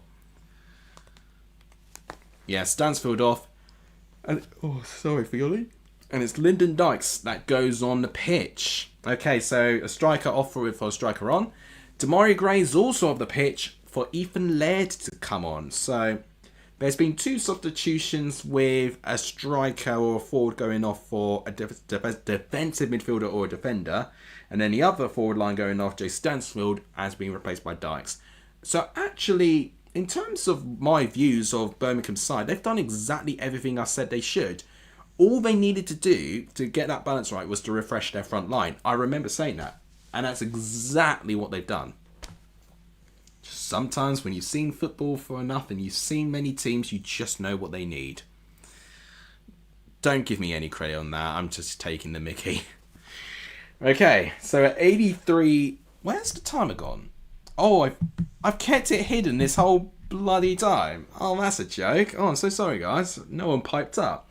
So yeah, we're 38 minutes into this half, but 83 minutes on the clock. Oh, this is a good moment for Ipswich here. Oh, Broadhead, that's not a strong pass from you. Al-Hamidi, Chaplin, Ashley Young, who still looks like he's still got the energy from his youth days. Al-Hamidi, that's very poor. And that's not a foul. Don't give in to the crowd, referee. The crowd are certainly being the 12th man here, and they really are egging this team on. Oh, Sheffield Wednesday top. I mean, could you imagine that? But those are the sort of things we've seen in the Championship. I mean, Ipswich are just going to have the unfortunate thing of them playing first. I got to say, I don't think Ipswich are going to stay bottom. I think we will see teams that will lose more than one goal. I mean, let's see if Ipswich don't score or Birmingham score either. Let's see if the score stays the same.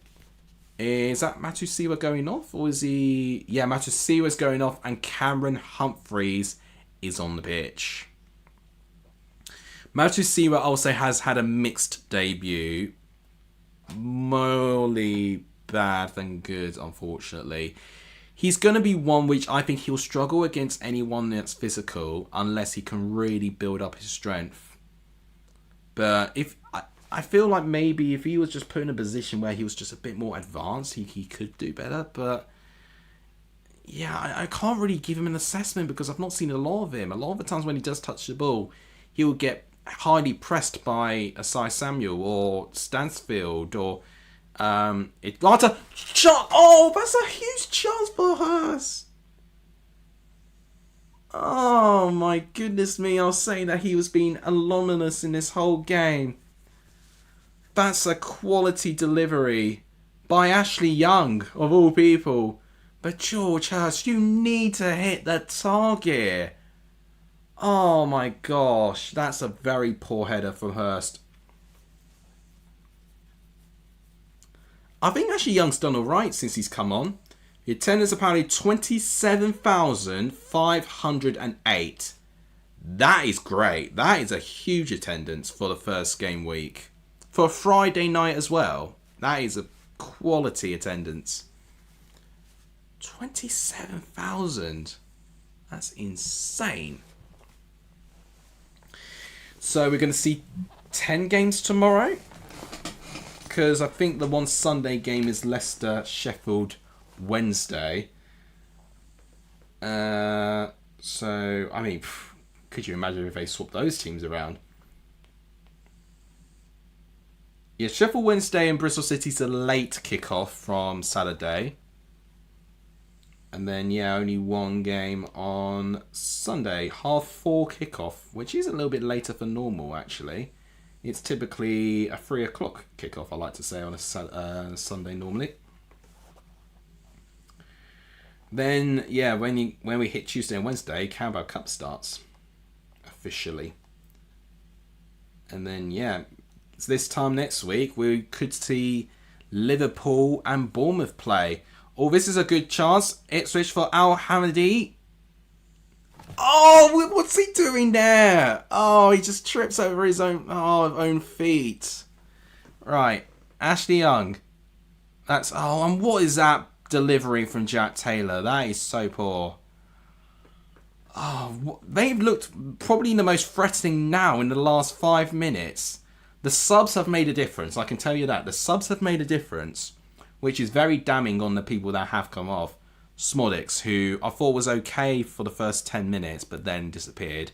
Jack Clark, who has just not been good enough. Mutusiwa, who is just not strong enough at the moment of time to be a starting midfielder. Ogbene has barely featured, but I'm not surprised because he's been injured for most of last season, so I was surprised he was starting. And then you just think of all the other ones who've been playing. You know, Damari Gray has had, he hasn't done too much, but he has shown threat. Keshi Anderson, great, especially in the first half. Asai Samuel, you could throw in there. He's done very well today. He'd be up there for one of my man of the matches. Stansfield has done well with his battle with Mutasiwa and has got his goal, of course. Furuhashi, which he hasn't, while he hasn't touched the ball a lot, he's done a lot with it. Got a disallowed goal and actually got the ball, which ended up creating the goal for Stansfield. We're in 88 minutes. I think stoppage time wise, we're going to see about 5 or 6 minutes. Birmingham trying to wind down the clock now. So maybe a little bit more. I feel like they shouldn't need to, because still, Ipswich are they're still 88 minutes in, looking for their first shot on target. Which says a lot. So the people thinking that Ipswich will womp the league, what are they saying now? Keshi Anderson's gone off the pitch. I mean, fair play to you. I'm going to give him a round of applause. He's done so well. And Garner Hickman is on the pitch. Just someone, again, who's, clearly good enough for the Championship as well. Birmingham have got a great squad. And this current result is proving that. They've made Ipswich look pretty ordinary. I don't think it's giving Luton Town 2.0 vibes. I can see that there's still enough there which I think they can fall upon, which they will eventually get results. But it's not beyond the realms of possibility, but maybe saying that Ipswich could just be in playoffs. Or even outside of playoffs. But I'm not going to draw into conclusions yet. There's going to be a lot more games. Could be more ingoings from Ipswich and Birmingham's, which could ultimately change things. And outgoings too. We've got, we've not even mentioned outgoings. So all of those factors we all need to think about. 5 or 6 minutes? How much stoppage time are we getting? They're not showing me. Oh, that's poor from Broadhead. Broadhead's barely done anything since he's gone off. 8 minutes! Oh my days. That's going to be down to Birmingham winding down the clock. Chaplin has not done enough either. Forward lines has just not been good enough today. Although Ashley Young's done okay since he's come on the pitch. The thing I fear about Broadhead, though, is that he sees this result and then he could think, right, well, that gives me the perfect excuse to go to Wrexham now.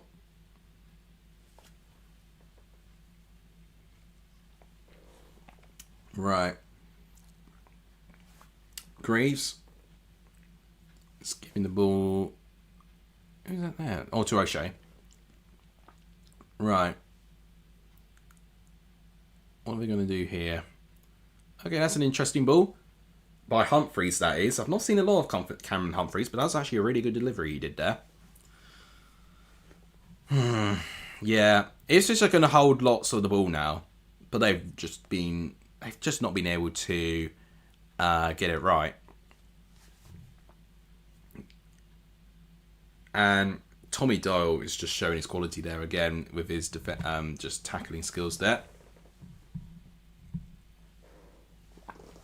Right, Humphreys, come on. I want you to do well. So this is a small insight. So another quick fact about me. I've tutored for 4 years as well. And a kid who I no longer tutor now, one of his favourite players is Cameron Humphreys. Oh, hello. All chance. Oh, it's headed away. And he's actually met Cameron Humphreys as well. So he was actively, looking at how Ipswich was doing until he moved away. Of course, to Wickham. Then he was following Wickham to see how he was doing. And then now he's an Ipswich player by the looks of things again. I think he will now take a little bit of an interest back in Ipswich. But yeah, crazy that one of the kids I tutor knows Cameron Humphreys' family. So he's a big fan of his. So I want him to do well at this level. Right. Let's see how this goes. Still no shots on target in 92 minutes in. Can I get one from this corner? Ashley Young taking the corner. Header. And... wait, what's happened here? Wait, is it a penalty? Wait, what's happened? Is it a pen? Or is he asking for a corner to be retaken? Is it a pen? What has happened here? Are you telling me Ipswich got a penalty for handball? Wait, what's happened? Wait, let's see this again.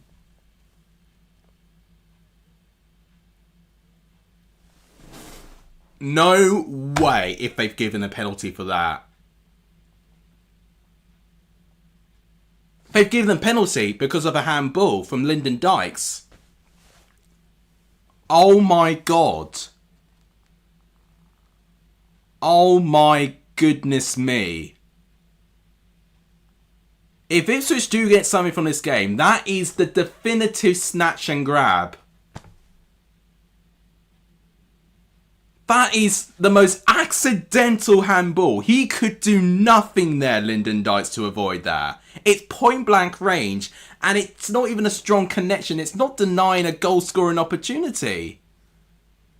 Oh my gosh, is it Broadhead who's taking? Who's taking the penalty? I mean, this will be a snatch and grab if he scores this. And it scores! It's 1-1. Oh my goodness me, I don't know how you could celebrate, because that is an atrocious decision. Oh my god. Well, Ipswich do get their first goal. Some of them have stayed on, and I've got to say, to the ones... Oh, and there's a fight breaking now. Here we go. Oh my gosh. Understandably, the players are not happy. They're not happy he celebrated. Getting stewards involved now. Referee, where are you? You've got to take control of this game. You've got to take control. Laird is not happy. Hurst is... I mean, I think they're just angry with Hurst because of the way he celebrated that. It is a goal for George Hurst. He does start his championship season with a goal. But oh my god, I would be very shocked if Ipswich fans are going to tell you that they deserve that. Oh my god, I'm glad I'm going into Ipswich on Monday because I am going to ask some questions. Oh my goodness me. I mean, the one that employed me and hired me is a die-hard Ipswich fan. So I'm going to ask her how she thought of that game. I don't know if she travelled. I wouldn't be surprised if some of my employees are currently in St Andrews. I gotta say, it's not Hurst's fault. You know, he didn't concede the penalty. I mean, they are... Okay, so referee is going to give out some yellow cards. I think he will give one for Hurst for the celebration.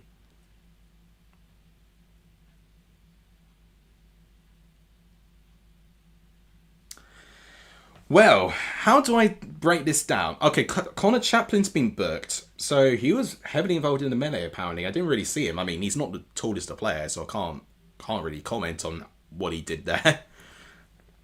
But yeah, now they've kicked off. It's 96 minutes. Oh my gosh. There's going to be so much tension now. Oh my god. Like, the the angst in this game has gone from 0 to 100 from that appalling decision. So basically the penalty was won by Ipswich from a handball from Lyndon Dykes from a corner. Ashley Young looked like that he'd hit a corner that looked a bit too long. It was a good header, and Dykes just jumps with his hands in the air, and it's not a strong connection to his hand, and it's not clear that the header would have potentially... Oh, it's Chaplin. So Claire started the melee, and it was because Chaplin booted the ball away when Hurst went to score. Right, that's why. Okay, okay. I'm not surprised at that. So he clearly booted the ball away in celebration, but that would have meant that time would have been delayed as well. So it's a double whammy. Right, I understand now. I understand why they were angry. So it's not Hurst at all. It's Connor Chaplin's actions that they were angry with. And he's the only one who's actually been booked from that. So no one that was actually involved in the physical fight was booked.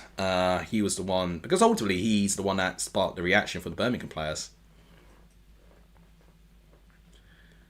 Oh my gosh. I mean, one Birmingham goal means I get the score spot on. I did not think we'd get 2 goals here. Oh, Ben's going to get a perfect score, isn't he? He went for 1-1. Just sometimes you just, the game just doesn't function in the way that it's meant to be. I mean, Ipswich have got a free kick right now. They could get something here. It is his first championship goal. I don't think they've awarded a man of the match yet. We've officially have gone 98 minutes. I agree with Charlie. This will go over 100 minutes. Davies with the ball. Oh, it's not quite got a connection there. Although Taylor could win it back. And it's a throw to Ipswich. Now all of a sudden, it's Ipswich who look like they are going to win this one. Football just changes constantly, and this is a perfect example of it, where one moment that changes everything.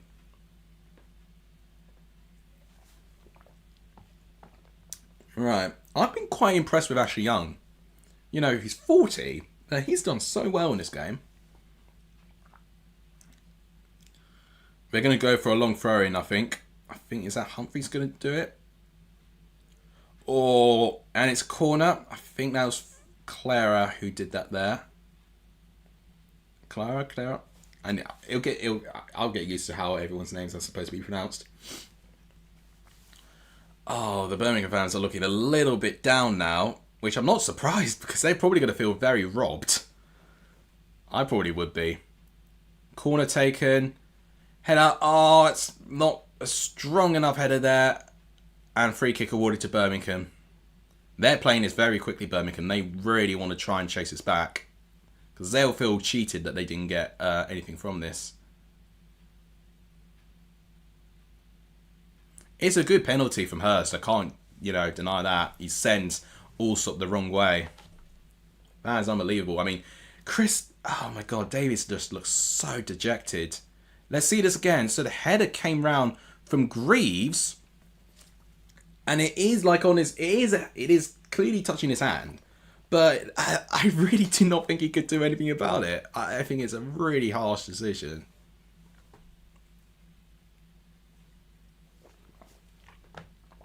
Brightside Samuel with a throw-in, but it's headed away. We've reached 100 minutes. Referee, is he blowing for full time? Yes, he has. Oh my gosh. So, what a grandstand finish to this game. So, Birmingham got the first goal.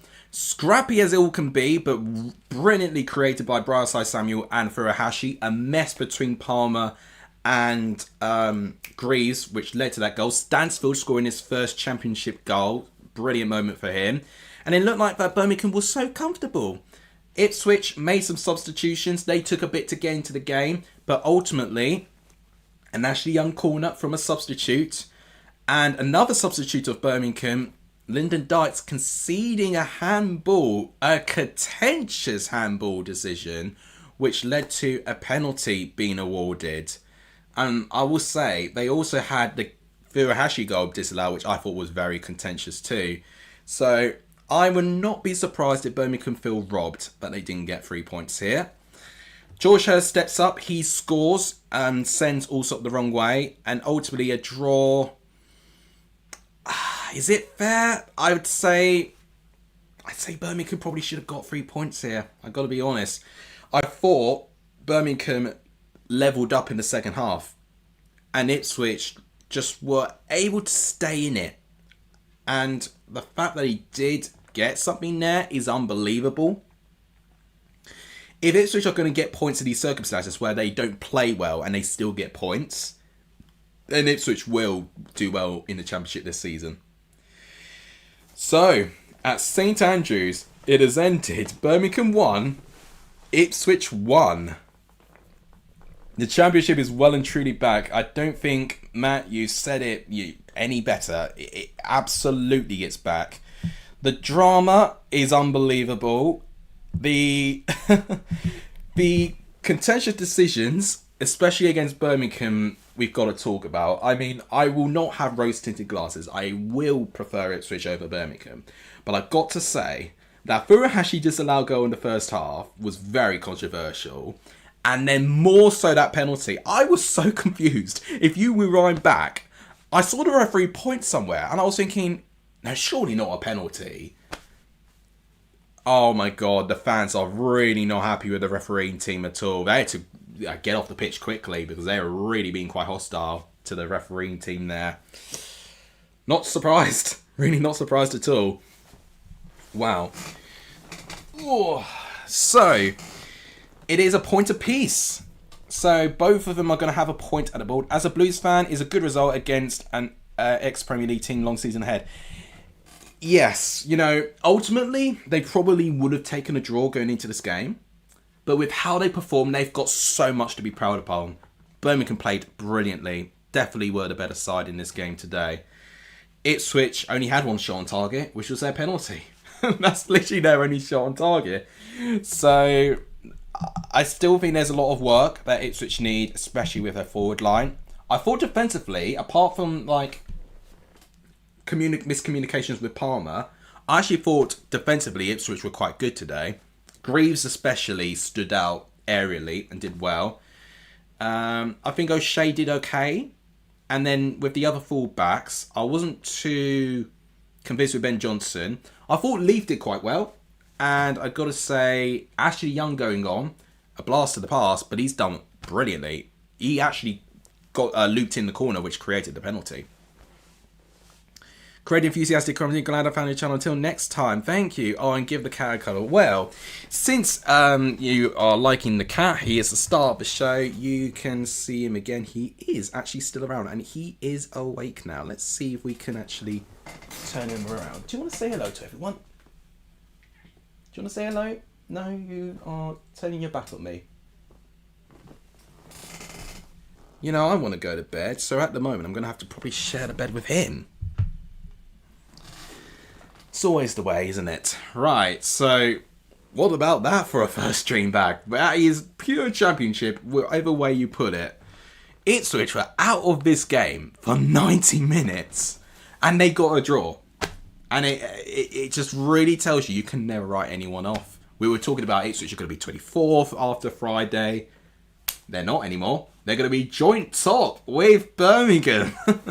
That is really how it all changes. Just one moment, and it really could just go down to one poor decision from the referee or even a couple, which changes things.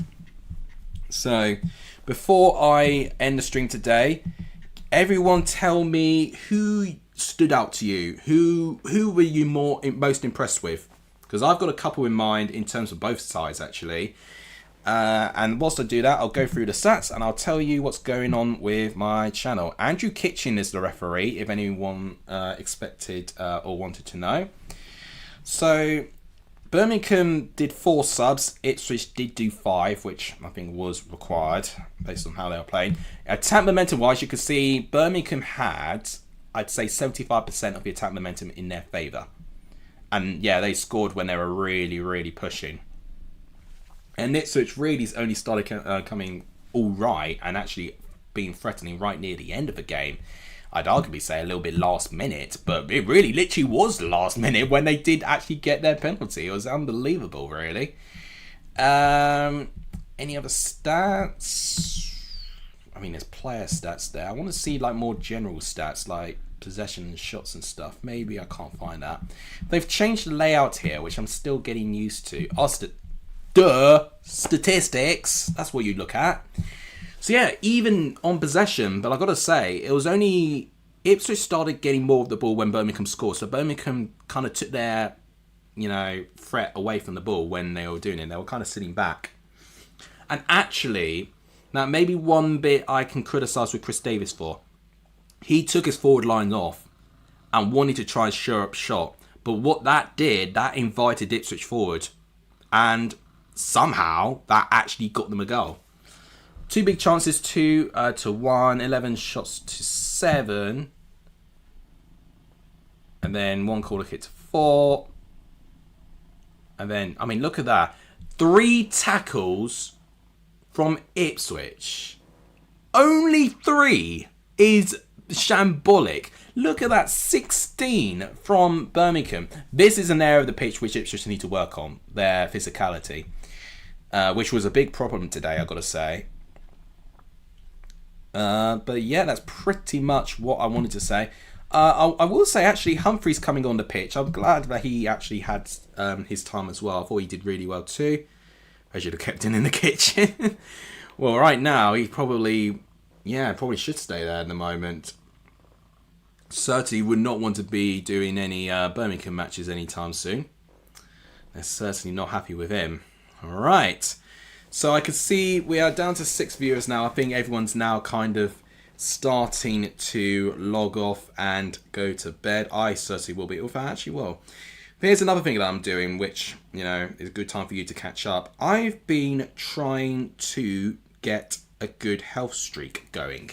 So as a result, I've been running most days and doing 10,000 steps every day. Now, actually, I thought I was going to do steps, but I just did 10.5k steps today. So I don't need to go out for a walk, which is great.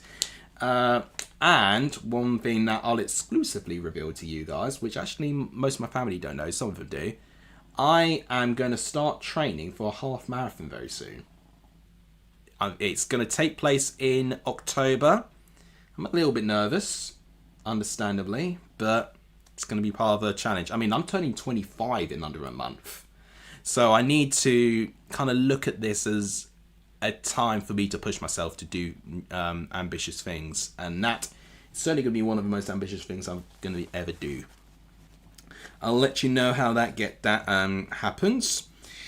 So last thing before I do log off, what's next for the channel? So if I am going to do a stream, maybe I could do... I'm just going to quickly check something.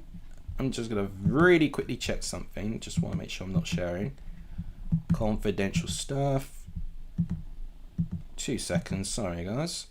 Right, okay. I've not been assigned with anyone. Okay. So I could, if you guys really want it, I could do Southampton Wrexham tomorrow, because I should only have parkrun to deal with tomorrow, because typically I teach, but I don't have anyone actually at this moment of time.